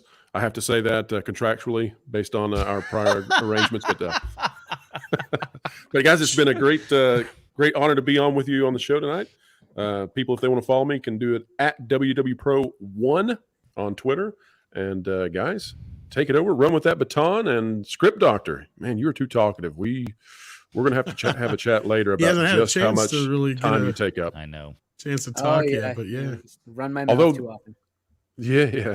All right, everybody, have a great one.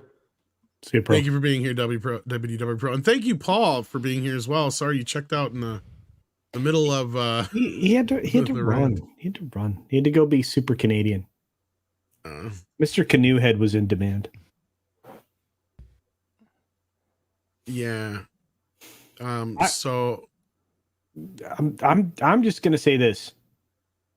Chapek was not removed for that quarterly call. Not in any way. No. Not that alone. I understand the frustration over it. And because, look, to be fair, when we did the live stream covering that call, I missed the question. I was dealing with like chat. Yeah. And Pro was like, wait, what did he just say? And we talked about it after. It both jumped out at us as that was a little odd. That was kind of a flub. And we acknowledged that. And well, that's my point, Culture, is that we acknowledged it during the stream, like, he kind of swung and a miss on that one. That can happen to anybody. Well, right? But the fact that they're using that as the excuse is BS. Yeah, but Iger's made some terrible flubs in quarterlies. I mean, going exactly. back. Yeah, so it's not unprecedented, and it's not just Disney. I mean, you have a lot of Fortune 500s that have a lot of CEOs that are not excellent public speakers. I'm sorry, not a lot of people can even take the script or have to vamp extemporaneously and do that well during one of those things, especially when they're taking analyst calls, right? Even though they should be prepped for those, that sometimes words fail you.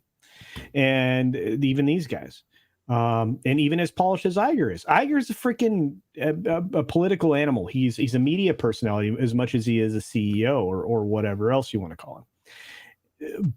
But that's not why they got rid of him. It's something completely different. Oh yeah, very much. Yeah. And moving on here, we got the Walt man who says panel's thoughts on the Twitter donation discrepancy. Well, we brought this up a little bit earlier. WDW Pro and I did, but you guys weren't here yet when I was talking about that a little bit because that was what got me. That was the whole thing that started and got me blocked by John Cusack. I was retweeting his tweet on the Basically, he's trying to obfuscate that whole thing. Oh God, did you so, see what yeah, so- did you see what Favreau did today? Who? John Favreau? The John Favreau? Or are you talking about the one that I thought was the real John Favreau? No, just the looking at this Jean picture? Favreau. The fake The one? reporter or the director? The blue check mark. The He's reporter? nothing. The one who worked for Lucasfilm or not? I think so. Oh, jeez. No, I think you're wrong. no, that Lucasfilm like I'm Favreau watching is a like culture- not even on I'm Twitter. so confused. I feel like I'm watching Culture Casino. I video think right now. Culture's talking about this one. yeah, It's already- no, the already- other I- guy. Yeah. Oh, okay. I thought he was the real Jean Favreau. No, it's like, oh, good. For a moment there, I thought you were the real John Favreau that mattered. No. That's why he made the movie Chef. I mean, part of the reason, like he joked about Twitter on that one. He's not a social media guy. So he's not on social media. Yeah, if you look at this guy's picture, that's not the John Favreau. No. Well, regardless, I He feel does have better. a lot of followers though, but it's not Yeah. the one. Yeah, it's a. And what's the point in bringing him up? He thought well- it was the other one. That was why. Yeah, my fault. And back to our regular show. You know what, Mexican Airman, you really make me feel fucking loved when I show up on things. You wonder why you're not fucking allowed on my show. What? Wow. I'm not Oh. allowed. Now there's racism. I don't think it has anything to do with your race, Mikey. Yeah, Maybe I'm just working out my aggressions because I'm jealous because I keep hearing you guys call each other hetero mates, and I feel like Your rush. I Who thought- sleeps on my couch? It's not like we're in bed together. There's no spooning. He's married. All right, I'm gonna head out here. That sounds crazy. No, okay. what? See you, man. Where'd he go? He He took didn't even off. say goodbye. Where the hell did he go? Everybody's leaving me tonight. What the fuck? I pushed my show back for you, Tom. Aw, I see don't that's understand love. what. See They're that's just someone who leaving cares me. about you.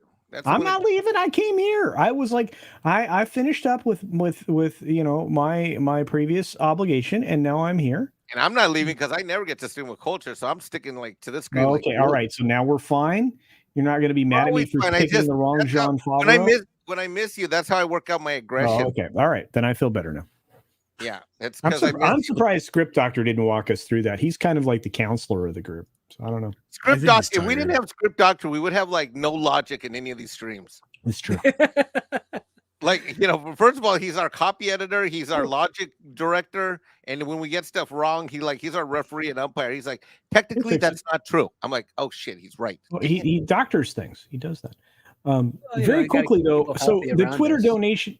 Well, I'm sorry, Script. I didn't mean to No, talk. go about ahead. it. The Twitter donation stuff, Culture. Yeah, please. I was just curious because is this referring to the political differential in donations from the staff of Twitter? Yeah, the very big, huge discrepancy where it's pretty Yeah, much 80% one-sided. Yeah, No, way over that. It's like 90 something yeah, percent. something like 90%. Yeah, 98% maybe even.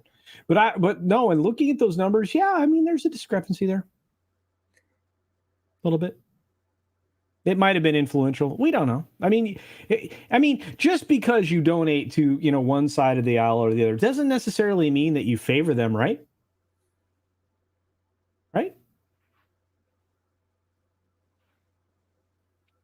And then he comes back after I said, "Well, good night" to his Twitter. Oh wait, I God, went you to made cl- me feel bad. Tom said he's gonna fire me because I ran you off the show. I went. You almost got me fired, Valiant. And I need this sweet YouTube money to finance my. I went to click back in, and it kept saying the stream has ended. I'm like, what the hell? This is the last. And then I realized I was More clicking stream? on a StreamYard link from like the last show. Oh, I didn't. Jesus. It was a mess. I already think So, Paul's mad anyway. at me. I don't need He's you not- mad at me. he had too. to- No, it was It's all I was your fault. Anyway. I was gonna pop right back in, and then I'm like, oh shit, I can't find That the was StreamYard link. It awkward. disappeared. Yeah. Since Valiant came back, am I rehired? Yes. Yeah. Yeah, okay, You we'll now keep- have keep it your going. your extra jumping never out of the fired. window because the husband came home money. Oh You were God. never ever fired. But we do miss Six. You're not quite Yeah, as where good is as Six. She's hanging out in the audience. I don't know if she's working tonight. That could be. I love Six. She's awesome. It's not like I bother for every show. I mean, I can't force her to help every show. Christ, I got to give her a day or two off Sometimes. sometimes. She's off tomorrow. What? Yeah, she's not going to be around tomorrow either. So Well, I may man, not. I may question not be around tomorrow. the Twitter Actually, I donation know- discrepancy. So yeah, Yeah, it happened. I'm not It surprised. happened. I'm not surprised. Yeah. Script. Exactly. I'm like, what do you expect from big tech? Really? oh, and Six is not working. She just doesn't like. I any of don't us. like That's- any of you. I saw it. That's figures. What happened? Wait, what happened She with don't like Six? us. Pull up the chat. Well, now that Chato's gone, she has no reason to come in. Wait, Six isn't including me in that statement, is she? Tonight, evidently, I mean, I thought she was exclusively talking about you. Oh no. I could be wrong. Wait, she said she loved. Oh no, wait, that was culture. just me. Everybody I see loves the culture chat. more than me. Who loves what? Huh? Everybody loves culture, and people That's love not culture. true. Mikey, I love you. You know what? You have to stop being so insecure. Oh, I don't know yeah, where this that's came me. from. That's me, Mr. Instant You, Mr. you and I actually have each other's phone numbers. Okay. I have Valiant's phone number. I have your phone number. I have Mike's since phone everybody number. What was are we showing talking about? stuff off, Actually, I I'm think gonna we all show- have each other's numbers on I'm the gonna show frickin' this off screen for a now. second. There you The go. only person Disney I'm not stuff. allowed I've to got. Oh, Six just dropped the hammer. I do love culture and script Oh, and Oh, VR. man. Wait, what the? Six does Six it dropped still the have hammer. gum? Do they still have the gum in them? These actually didn't come with gum, believe it or not. They came with 2 stickers though, because they had so many Oh, villains. okay. It was the stickers. Yeah. Wait, oh, I can't. This isn't Extra my sticker. show. I can't highlight the chats. Damn it. But I also Damn still it. had the poster with it too. So there you go. I Oh, got the nice. poster. Wow. I love that movie. I still do. I don't care Needs a what anybody 4K so says. bad. As much as it was panned, I loved it. I'm gonna tell you what I Culture. loved That movie is most good. about that movie. I loved the fact, and this is one of the first memories I have with my dad talking on the technical side of movies. And he said, we walked out of that theater. He's like, what did you think? I'm like, I thought it was great. I had a lot of fun. It looked great. He's like, do you know why? I said, no, Dad. I said, but it looked great. He said, you know what? The color palette in that movie, when they graded it, they used the same original 4 to 6 color scheme from the original comic book. Yeah, Everything I think it's in 3, that but film. yeah. Yeah, it's like everything in that movie was built the way that they designed the entire thing was so brilliant that it was based around the original 1940s comic book color palette they could use at that point. And I'm like, oh wow. Here's the trick. My dad actually had the original 1940s comics at home to show me. Oh, And I still have them. wow. I mean, it was like that's I miss that kind of brilliance with Hollywood. And every now and again they still do great, amazing stuff like that. Well, I But was just talking every about that now the and other day, again. yeah. It's not like everything that gets thrown into the theaters is, most of the stuff in theaters is spaghetti against the wall nowadays, which is very unfortunate. I feel like we just but- talked about this, Valiant. I mean, if not you, a lot of us here, where like Sin City was done the same, like within Frank the, Miller, yeah. Yeah, that was amazing. at the Tarantino time. was actually making a joke about that, or not a joke, but he was telling a story about that. He Really? was, he was on some set. He didn't say what movie it was for. I think it was 300, to be honest with you. But he was like, they were going off about. He's like, oh, they're talking about all this great technology they got to make a comic book look just like it is in the comic book. I'm like, yeah, we already fucking did that. Yeah. It's called Sin City. Wow. Yeah. Oh no, he was definitely making fun of 300 because that's I how think 300 so. got successful. Because Sin City was more underground. I mean, it did well. I But it love was- that movie. It was really well done. It was all done on a green screen with a couple of practical props to work with. Isn't that incredible back then? Holy cow. But it wasn't like CGI fest. I mean, it was put together, but it was like, it was still shot with actual actors and stuff like that. And Oh, it's just actors in a giant green room, and Yeah. they built little parts here and there, and then they used a combination of computer models and miniatures, miniatures. I was going to say more miniatures than you'd think. Yeah. and they just it was just all composited. That was it. It was a Because compositing Tarantino because fucking Tarantino directed hates the computers. pullover scene with Yep. the cops. And he's like, we could have fucking used a computer to make a guy look just like, what's the main character in Marv. that? Marv. It's like, we could have had a guy look just like Marv. But then you just don't get Mickey Rourke's wonderful fucking performance. So what do? We just make Mickey Rourke look like Marv. I still don't know how they did that. That chiseled jawline, and Makeup. chin. That's what he does. He's like, Yeah. I got KMB effects. No, motherfucker. I but don't need nothing else. I mean, it was so perfect.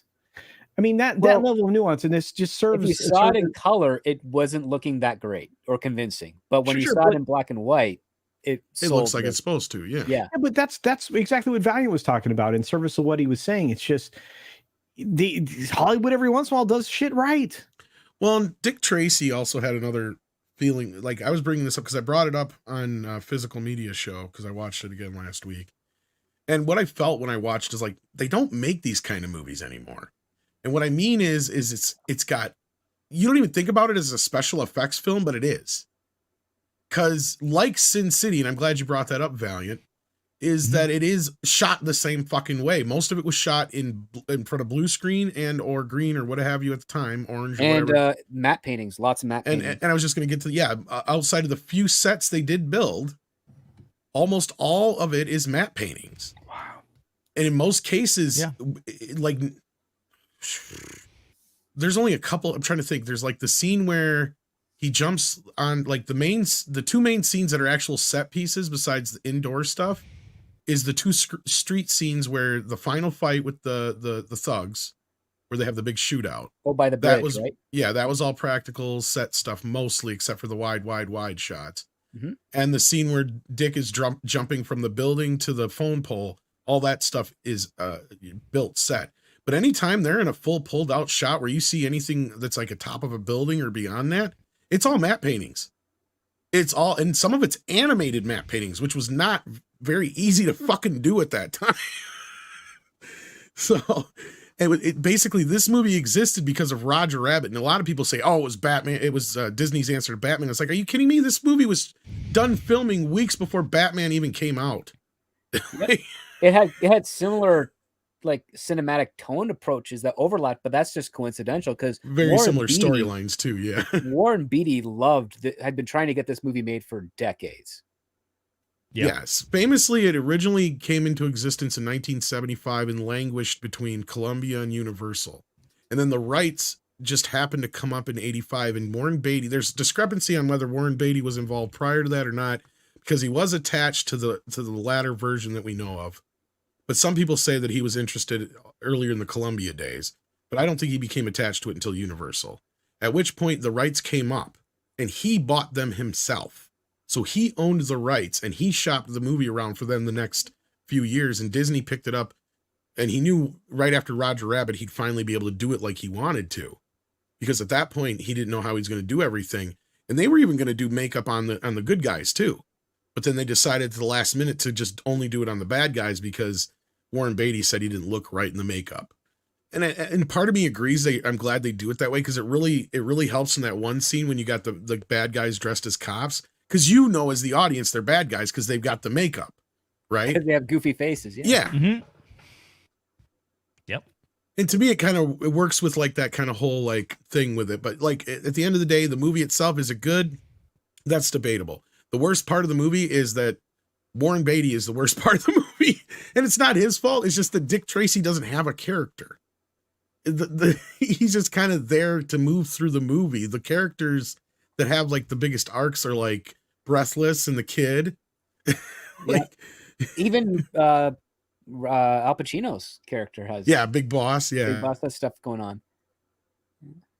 Well, because he's the one pulling all the strings. Exactly. Yeah. So I thought Breathless was great. It was one of Madonna's best performances and roles, actually. I can't think of. I mean, she did really good in the singing one. My gosh, the name just fell out of my head. Evita. Yeah. Yeah. Thank you, script. And see, that's where she went downhill though, because that's where she took acting and singing lessons, and she never sang the same after. No, she screwed up her voice for sure. But that particular role, I think, was probably between that and Dick Tracy. There was a couple in there I didn't really. She's good in A League of Their Own as well. Those two. But that's like she didn't have to do anything. She kind of played herself just as a basically kid. played herself. Yeah, in the 1940s or whatever. Yeah. I don't know. I like I said. I mean, Dick Tracy's one of those films I think is underappreciated. But you know, what do I know? It is. It didn't... for me, Culture Casino. You were supposed to have bought me a Taco Bell. That's all I wanted. Not much to ask for. Oh my I god. want my jalapeno. You keep your promise. Don't cry for me, Argentina. That's better. I'm gonna go. Mikey, I love Mikey because he's like, I'm not a YouTuber. And then all he does is YouTube. I'm I'm not not a singer. YouTuber. I don't sing. And then he sits here and sings. And I'm he, not a and he does it YouTuber. great. I gotta go. You got Why? echoes. You have an echo? You do. You do. Sorry. Yeah. Because you were doing your singing voice. That's what I said in the chat. I got to head out here in a minute. So Yeah, Why? Valiant's got to Why? leave. And not only is Valiant so vain, yes, Warren Beatty is vain as well, but yes. No. You're so vain. Oh my God, look at all these memberships we're getting gifted tonight. Thank you guys so much. We're going to get Gifted back into membership, these that's super awesome. chats here. Was there anything that specifically was for Valiant? I don't think so. Oh, shit. What about we missed for me? action comms for Chato, though. Can I be Paul Chato for a minute? You can when we get to it, yes. So Valiant, anything you want to say before you, or both of you are leaving me? I have to go. My show starts here. Oh, you just want to leave because you want the spotlight because Valiant was leaving. Yeah. Pretty much. I'm leaving. You always leave when I'm here. Okay. That's why you wonder why I Culture have a show complex. is linked to this show, so you'll be able to go over there from there. If I weren't here, he'd be staying. I know that's why he's leaving. Show up on the show tonight. I can't. It's too late. It's at midnight. He's sleepy beepy. First of all, it's already 10:30. I'm supposed to be sleepy time already. Yeah, I got to get Mikey out of here. Come on, Culture. Bye. Go. Bye. Love you, Culture. Bye, You're my Valiant. I love you. favorite. Bye. Go over to Culture Show after this show. Bye, Valiant. You're now my favorite. Do you have anything coming up that you want to plug before you go? No, you can catch the replay of the live stream from earlier. And if you can't find it, it'll probably be on the backup channel here soon. Although YouTube's making more changes. Now they have a live switch on the public side. I just noticed that in the last couple of weeks. So we'll see how this goes. YouTube's a funny place. Otherwise, I'll be doing a video tomorrow night that will be released either Tuesday or Wednesday morning. We'll see how this goes, depending on when I can get to cutting it. But we're going to catch up on the Disney Reedy Creek situation. So it'll be me, WDW Pro, and Legal Mindset. Nice. So Legal was going to be on the live show tonight, but he couldn't make it because he was literally 36,000 feet in the air traveling out of South Korea. So that's why we couldn't have Andrew on this evening, but he'll be on the next video here. So any case, that's it. All right. Well, hopefully we see you soon, Valiant, and you take care of yourself. And we're going to get back into these super chats, kids. So don't go anywhere. Take care. Stick around, folks. Bye. So yeah, the Twitter donation discrepancy, I think it's sickening. And I think it shows exactly what we've been dealing with the last few years. And unless Mikey, you or Script have anything to say on it? Well, I mean, these are donations are they donations from Twitter itself, the company, or the Twitter employees? No, this was each independent political party and the monies that they put towards social media and influence. Oh, yeah. No, I hate that stuff. I mean, I always under the impression that it was illegal for a PAC or party to use their funds to buy tech influence, so to speak, or even in news influence, because there's the equal time law for political parties. So if you go on to a news channel to speak about your campaign, whatever amount of time you have, your opponent also gets the same amount. But that doesn't apply to these guys because of what's called Section 230. Yeah, go ahead, Mike. That doesn't apply to companies like Twitter because of Section 230. Yeah. Yeah, you are 100% right on the point you're making, Script, but like Mikey's saying, there's loopholes. Well, yeah, I guess because it is the internet, it's not regulated by the FCC in the same vein. So yeah. And it's also and because it's new media, it hasn't been found to be subject to all the long history of court cases that have been withheld up in the Supreme Court and appellate courts that support what you're talking about. Yeah. So yeah, we'll have to see what else comes out of that. But I think a lot of people who weren't surprised, it was more or less vindication than anything. Mexican Iron Man says, D-Bud, well, you got a member chat here from D-Bud Martin. who says, let's see here. I was trying to copy and Culture's paste Disney's room is where he dresses up in his Oh, I forgot to get this while he was still here. God damn it. I did I'm find it. so sorry, D-Bud. Princess costumes. I'll save that for when I go over to his show. I will, I promise. And then Krampus Jeebus has been a member for 2 months, or actually 4 months at the minimum effort puppy level. And Jedi Bill actually upgraded. Thank you for that, Jedi Bill. We appreciate that. Or I think he upgraded anyway. It doesn't tell me which way. It just says you changed to a different membership level. So there you go. And then we also had Red Tigress, who's been a member for 1 year, who gifted 5 memberships. And also Jedi Bill, speaking of, gifted a couple memberships as well. Thank you so much, Jedi Bill. And Tigress, we appreciate that, Red Tigress. And was there any other ones that were gifted, Mikey, that I'm missing offhand? I don't think so. I think that was it. That's And it. then, yeah, ActionCom, you're right. I totally missed your super chat, and I feel very bad for this. Yep. So what I'm going to do is I'm going to screenshot this, and usually Paul is on the show throughout the week, almost every day. So I will make sure that we ask him this. I'm so sorry about that. But did you see the charity video where Harrison Ford protested deforestation by waxing his chest? Yeah, that's real and funny for the wrong reasons. I remember when he did that. You guys ever see that? No, I don't pay much attention to Harrison Ford outside of his movies. This was a couple of years ago now, actually, but yeah. You guys need to watch my movie that's coming out. Okay. We got Alaric Harrison, who says, saw your Christmas Story review, but you forgot to say what exactly Ralphie wanted. A Red Ryder carbine action 200-shot range rifle air rifle with Compass. what in the stock? Compass Exactly. in the stock. Yeah. Thank you so much, Alaric, and I'm glad you got to check that out. That was fun. Script Doctor and I had fun talking about those. And then we had Lord Camino, who says, I was talking about Deep Space 69 series on YouTube. Yeah, Mikey was a little little put off by that. If you Yeah.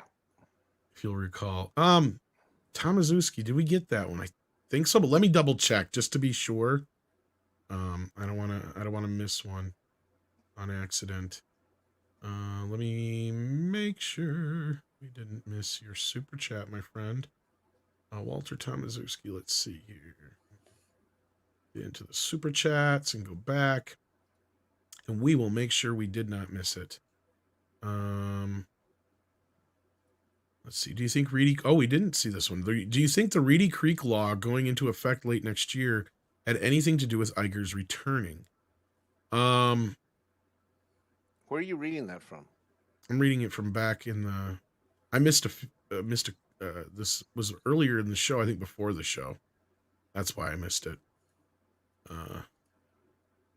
Or it's a very early part where I don't know how I missed it, but I did. And there we go. It's, do you think the Reedy Creek law going into effect late next year had anything to do with Iger returning? Mikey? I think the discussions have been ongoing behind the scenes ever since this issue surfaced itself. I think you're right. I think Chapek has done a lot of the footwork on this. What do you think? What do you think, Script? I would not be surprised. I mean, everything that happened with the proposition to reevaluate Reedy Creek was bad for Disney. It's not ideal for Florida unless they have a plan to do something with it after it's changed. Who knows? But I think, yeah, because remember, Bob Iger technically he stepped down from being CEO last year, but then appointed himself like head of the board in the interim or for the rest of that part stuff. And as soon as he left being head of the board and was completely kind of divested from Disney on paper, this happened.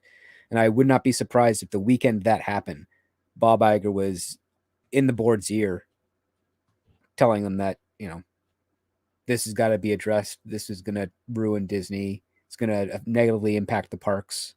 And I wouldn't be surprised if that helped further more talks to get him to come back, if not as another CEO, as basically a third-party representative of Disney to sort out that issue. Mm-hmm. Yeah. I have a question. And Six says you're over on Culture Stream right now. I am? You're double dipping on Culture Show. How am I going to do that? I only have one freaking microphone. Look. See, I'm like right here. I don't know how you're doing it. How would I do that? I'm going to go over and I'm going to look. You're going to get busted. Is he live? No. Well, then what's she talking about? I don't know. She's trying to get you in trouble, though. First, she doesn't love me. Now, supposedly, I'm telling you, there's a conspiracy to replace Mexican Iron Man. Like I don't see you over there. I don't know what she means. It's Sunday night. Oh, this is like how they did Chapek dirty. It's Sunday night. There's conspiracy. Snowdove says you're double dipping in the salsa too. I'm gonna wake up tomorrow and I'm not gonna have a log on anymore. Are you a double dipper? Not usually with chips and salsa. Not usually. You just put enough on the first time. Yep. I think it's kind of disgusting when people do that. Have you ever been to a party where people are like double dipping? Like, this is the worst one. Here's the worst one. Where they go and they do a dip and they do it like in the salsa. They take a bite and then they go over to the freaking artichoke dip and do it again. She's gonna send a screenshot. Oh, that's a spreading of dips. Yeah. Oh, you're cross contaminating is what they would call it. Yeah. That's the fancy word we learned in Late restaurant night school. culture. Am I open? That's his show. So I don't even have that window open up, do I? Let me see. Oh, I got Monday night. I got Sunday night football on the screen. I don't know what she means, actually, to be honest with you. I don't either. I put a comment in his Twitter chat for Late Night Culture Stream that I love him more than Paulie because Paulie, I'm getting sick and tired of this Latino slant guy trying to be the #1 Mexican around YouTube. This guy. I've been here for 4.5 years. Paulie shows up and then he's the beloved guy. All right. Well, there's one last thing I wanted to bring up, and Okay, this was the thing WDW sent to us. I guess Kasdan is claiming that The Force Awakens influenced Disney Plus series Willow. What? Yeah. No, very is this the Star article Wars-y. where the actor said that he did The Last Jedi, or is this That's the next thing I'm going to get to. Well, Says that The was Force different because there's a big difference between performance. Yes, and we'll get to that. influence of writing. He says The Force Awakens was a big influence on this show because it was such a formative experience for both Michelle, Redwan, and I in terms of figuring out what works and what doesn't, and how much you want to try to push things forward and how much you want to give people what they're expecting. There were days when we had 30 trolls fully in prosthetics. It felt like the mission statement was, how do we make everything look as real as possible? And how do we make you ask the question, what did they really do and what's digital? Okay, he jumps from one subject to the other. Yeah. Like with Also, no connection. I don't think an audience will care about that last part after they've watched the story and whether or not they liked it. It's so bottom of the barrel thinking on that part. It's like, okay, you have The Force Awakens is influencing your story. Well, I've seen the first 2 episodes of Willow, and I can see The Force Awakens influence. I can also see the influence of A New Hope in that as well. And those 2 movies are very close because The Force Awakens is a man with Alzheimer's trying to remember Star Wars. That's what The Force Awakens is. They know some of the things, but they get most of it wrong. And that's what they're doing here. They've got Laura Dannon, who in Willow was a baby, and then she's grown up, not being told her real name, and that she's a magical being that can bring about peace for generations. So she's in that Luke Skywalker thing. She doesn't know that she's the daughter of a powerful Jedi type of deal. And now you have Willow, who's playing the mentor character, who's trying to teach her magic, and he's upset that essentially the state government forbade him from doing this when she was younger. And so now he's trying to reconcile with that. And yeah, it's very heavily influenced with Star Wars, more so than just a general heroic journey of learning and undergoing a mission. So, Yeah. And it's also And by then- Jonathan Kasdan, who the only reason he's a writer is because his daddy is a writer, and he's nowhere near as talented as his father. I don't think his dad's even as good as he used to be. Larry Kasdan, he's had more bombs than hits, but his hits hit hard. That's what I'm saying. Yeah, he's got some hard hitters, and then he just kind But here's the quote from Warwick, though, on the whole idea of taking influence from Mark Hamill in The Last Jedi of all things. For the like, no, Warwick, what the fuck? What are you Anyway, talking about? Yeah. Oh, for God's sake! Well, first, let's ask this question: was Mark Hamill? Did he phone in his performance in The Last Jedi?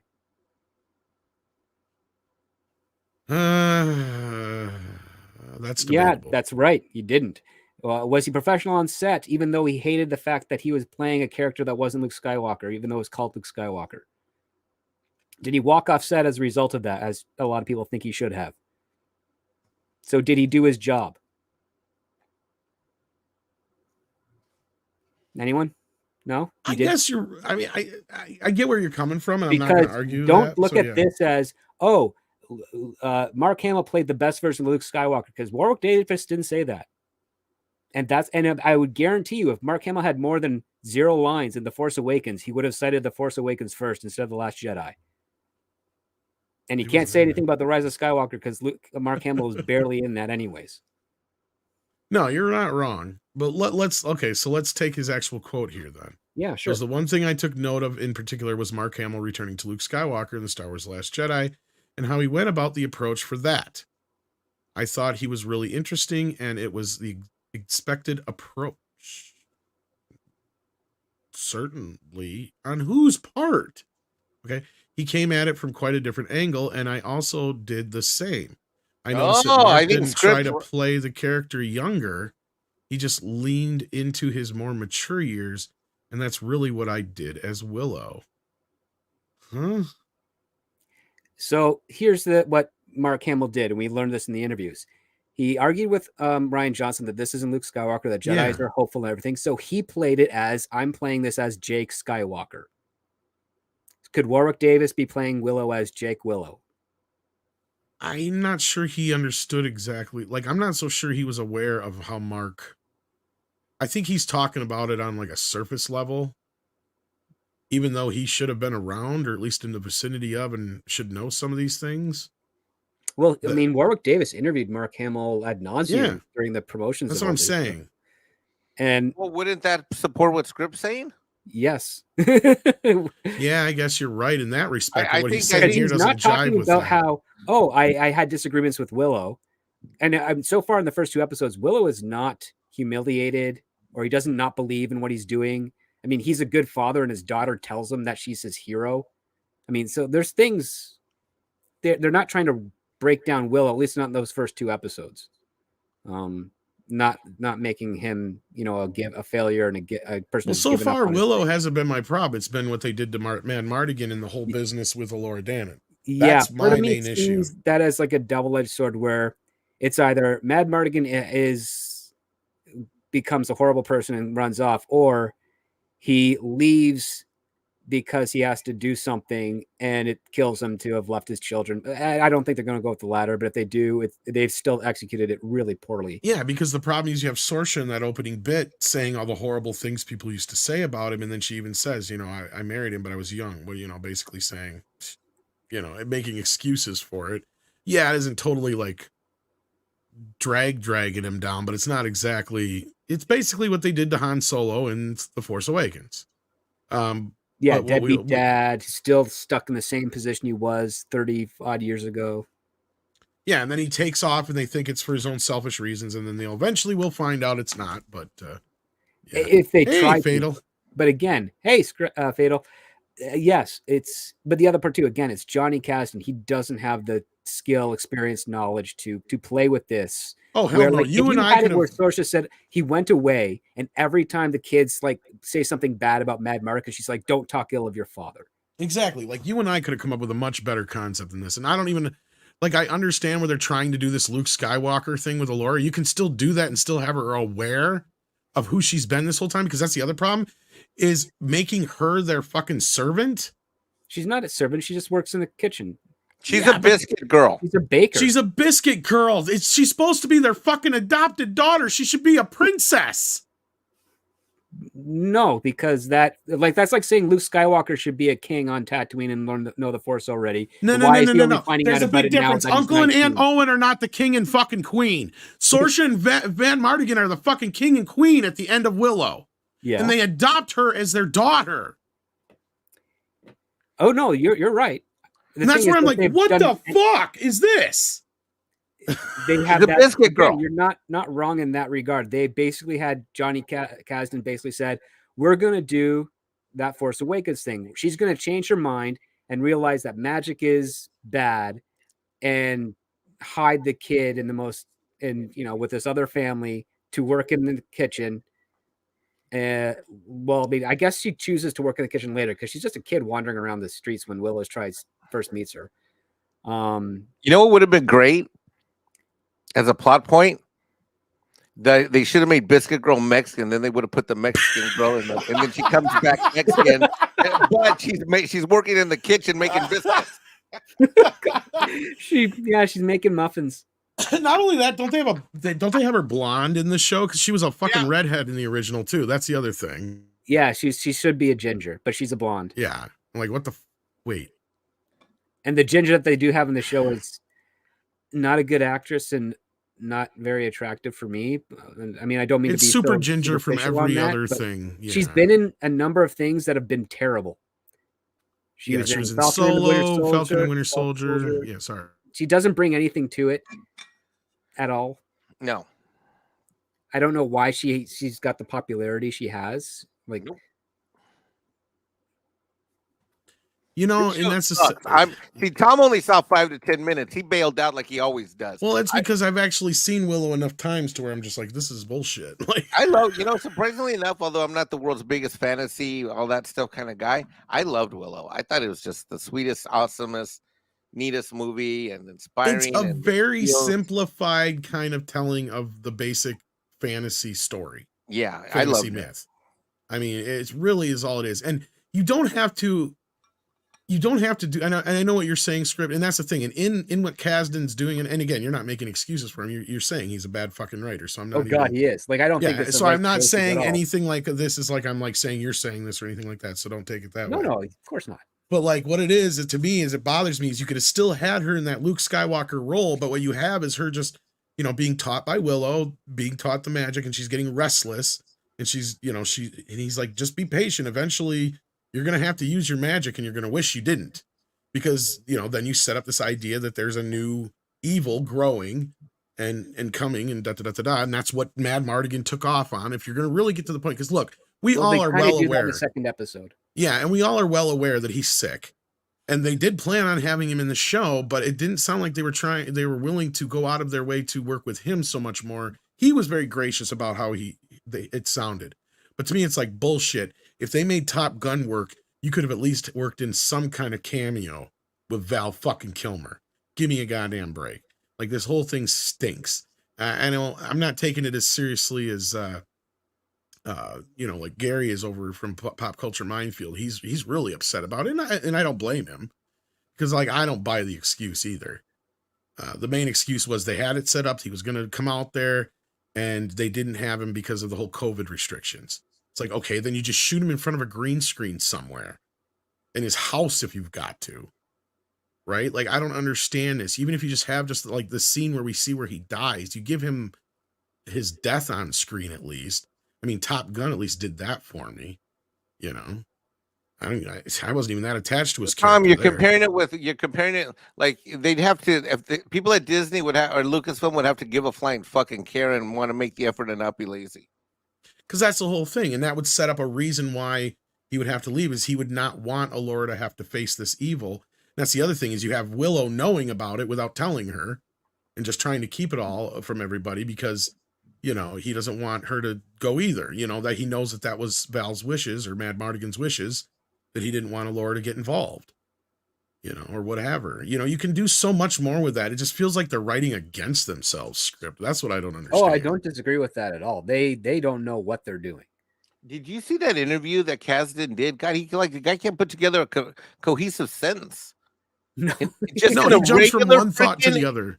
just a regular freaking interview. He was getting interviewed about the show. He couldn't stay on point at all. He could not complete a paragraph. Yeah. Because he was a fraud. Yeah. I'm just like, who's paying you? I Why? mean, this show is so bad. They have horses jump off a cliff and land in shallow water and survive. And I'm like, listen, I have a great deal of suspension of disbelief for fantasy, but you then turn it into a joke where the line that the guy is saying is to the horse, stop, and the horse still drives, gallops off the edge. The other thing that I find incredibly distracting in Willow, the TV series, is that one moment they're talking like this, the next moment, hey dude, which way are we going to go in that direction? Mikey, somebody was bringing that up, the CW talk, and not only that, they use the word toilet. Yep. Like, I know that's like a minor thing, but it's like, no, they didn't have fucking toilets in this time. This is meant to be like, basically like medieval, or the privies is what they probably would have called them, if anything. Yeah. Or a bucket. But I think in the books they referred to them as privies. I think somebody had said at one point, because somebody was making a big point about it. And it's true. It's like, you're not even going through and worrying about the world you're in.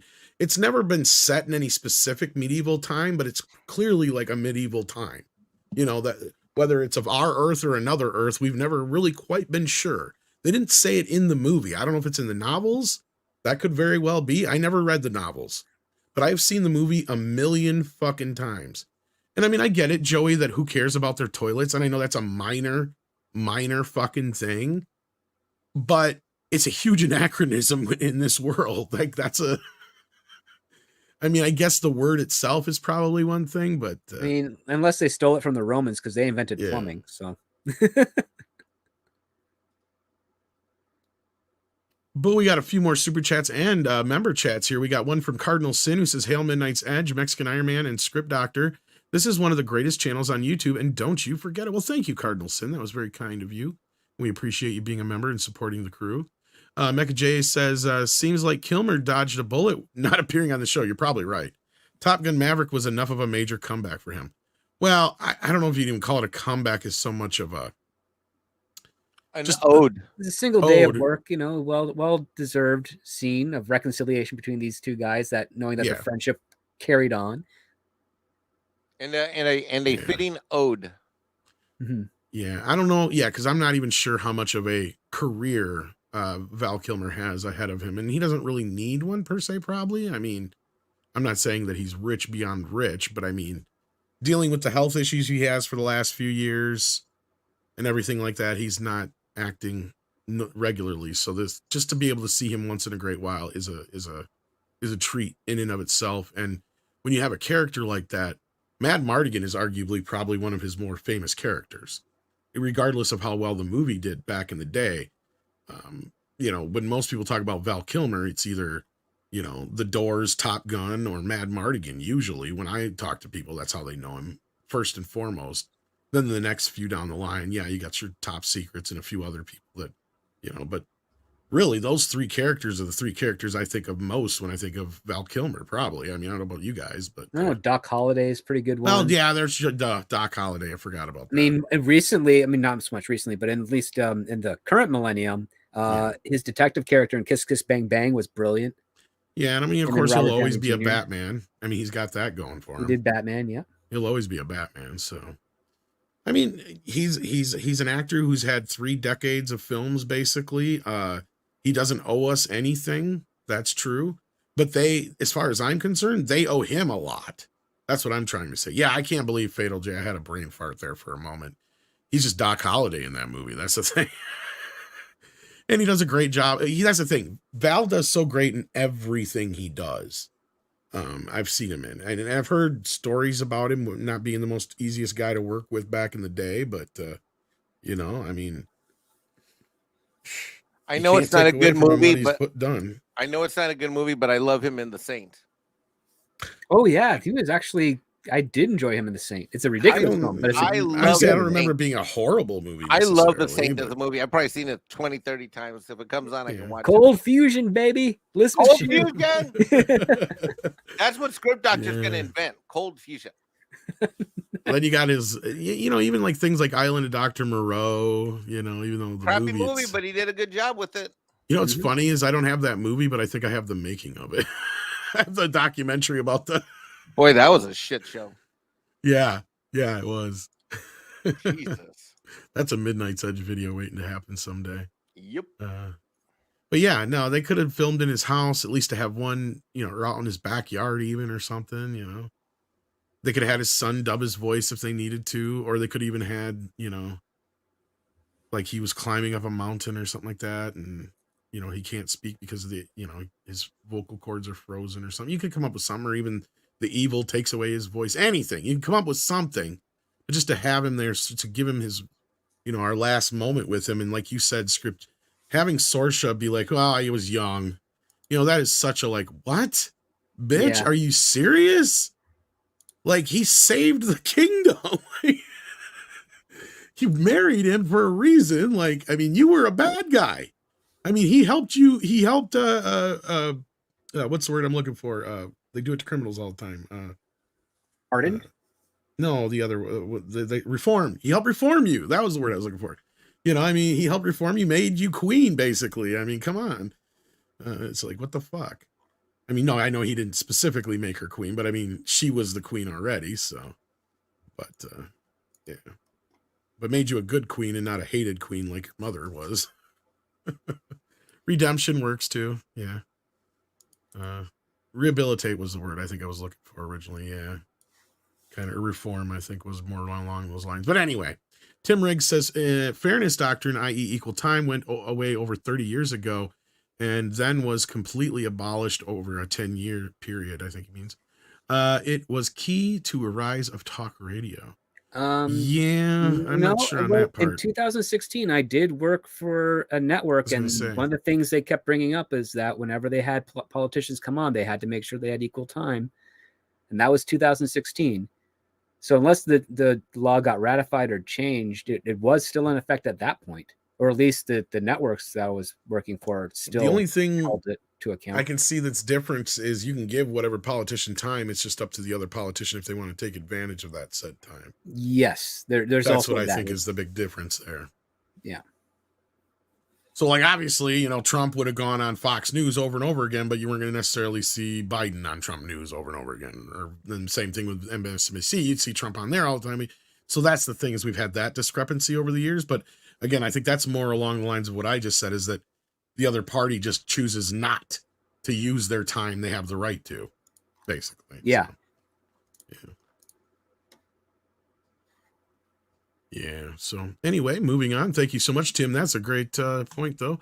Price of Reason says Dick Tracy movie is legit. I have the VHS of it. It had a cool VHS cover. The back of it was like a weird oddball, like sideways, just pictures. It didn't have much else other than pictures on it. It's kind of weird. But I remember it just being like cool today. Yeah. Cardinal Sin says, hail, Midnight's Edge, After Dark, and Mexican Iron Man and Script Doctor. Hail to the wrenches and the chat. I stopped watching this kind of garbage altogether and started collecting physical media stuff I missed originally. Well, there you go. As I remind people, there's over 100 years of movies and 50 years or better of television that we can get, that we can watch. We don't have to really bitch too much. But there's been some good shows. You know what I got in the mail today, Script? Oh, The Offer. Ooh, nice. The Blu-ray set, yeah. There's supposed to be like 5 hours extras on it. I'm sure a lot of it's those same little vignettes they had after the shows, but I'm sure there's commentaries and other things that weren't on those, so that's kind of cool. So yeah, I can't it was wait 10 years check ago, that out. August of 2011. That's when they killed it for good. What's that? The Fairness Doctrine. Oh, he's right. Oh, okay. Yep, it was exactly August 2011. There you go. That's when it was removed from the FCC register. It might have been for that very reason that you had so much discrepancy in the other party not utilizing the time, and there was a lot more. See, that's the other thing is that doctrine was brought in when we had 3 networks. 1949 is when it was originally introduced. Yeah, when we had like 3 networks, I think, and not even then we didn't even have networks. It was radio. It was radio, networks, and affiliates. Yeah, exactly. So at that all of point, which had to have broadcast licenses. Yeah, Yep. so like there's a lot has changed. A lot has changed, so I can see why. Well, plus the internet changes that altogether. So, which is not a bad thing though. I know there's some bad sides to streaming in the world has become, but I also like having full control over. Like I like being the one in control of a lot of that stuff. It used to be the other way around. Like I can control what I watch any time of the day because I can flip it on YouTube just about. You know, I'm not talking about, you know, of course I have my physical media, but I mean, I can go down a rabbit hole right now after this show if I wanted to, of all kinds of crazy shit from the past, you know, however many years of television that is, you know, on YouTube and getting updated every day. So it's amazing. And I love that idea that we have that ability and I don't have to worry about waiting when it's going to be on TV or did I miss recording it this year or this time, or if it's a live thing and you fucking miss it, you know, like I'm glad those days are gone. I don't miss any of that shit. I like the on-demand aspect of it. Yes, thank you. That's what I'm trying to say. Exactly. ActionCom says, was Warren Beatty too old for the role of Dick Tracy? That was the complaint going around at the time. It was also the first time I ever heard of an actor being too old. I don't think so, but I do agree with a lot of people's points that he was being a bit of a... He probably should have hired somebody else in that role. I agree in that respect. Not because of his age, but just because he's a bit too soft for Dick Tracy. Dick Tracy should have been like Tom Selleck. Yeah, I agree with that completely. Somebody but he never like, would have shaved his mustache. He would have for that.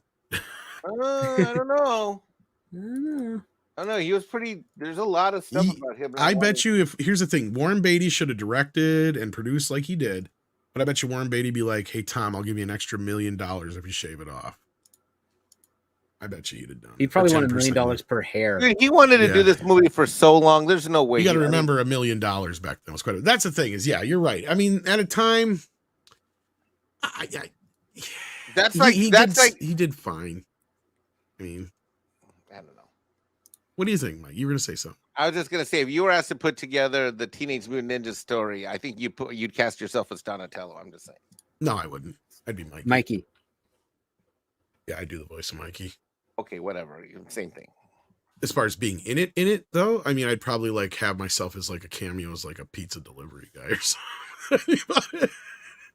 But as far as like a voice, oh yeah, I'd be Mikey.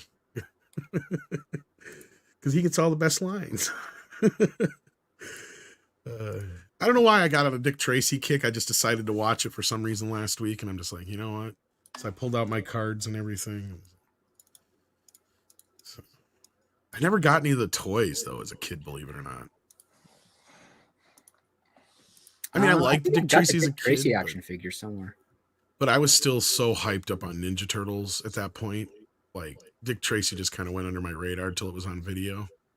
Well, one thing I do know is that I had the Dick some of the Tracy cards and stuff. action figure I got didn't come with the yellow jacket.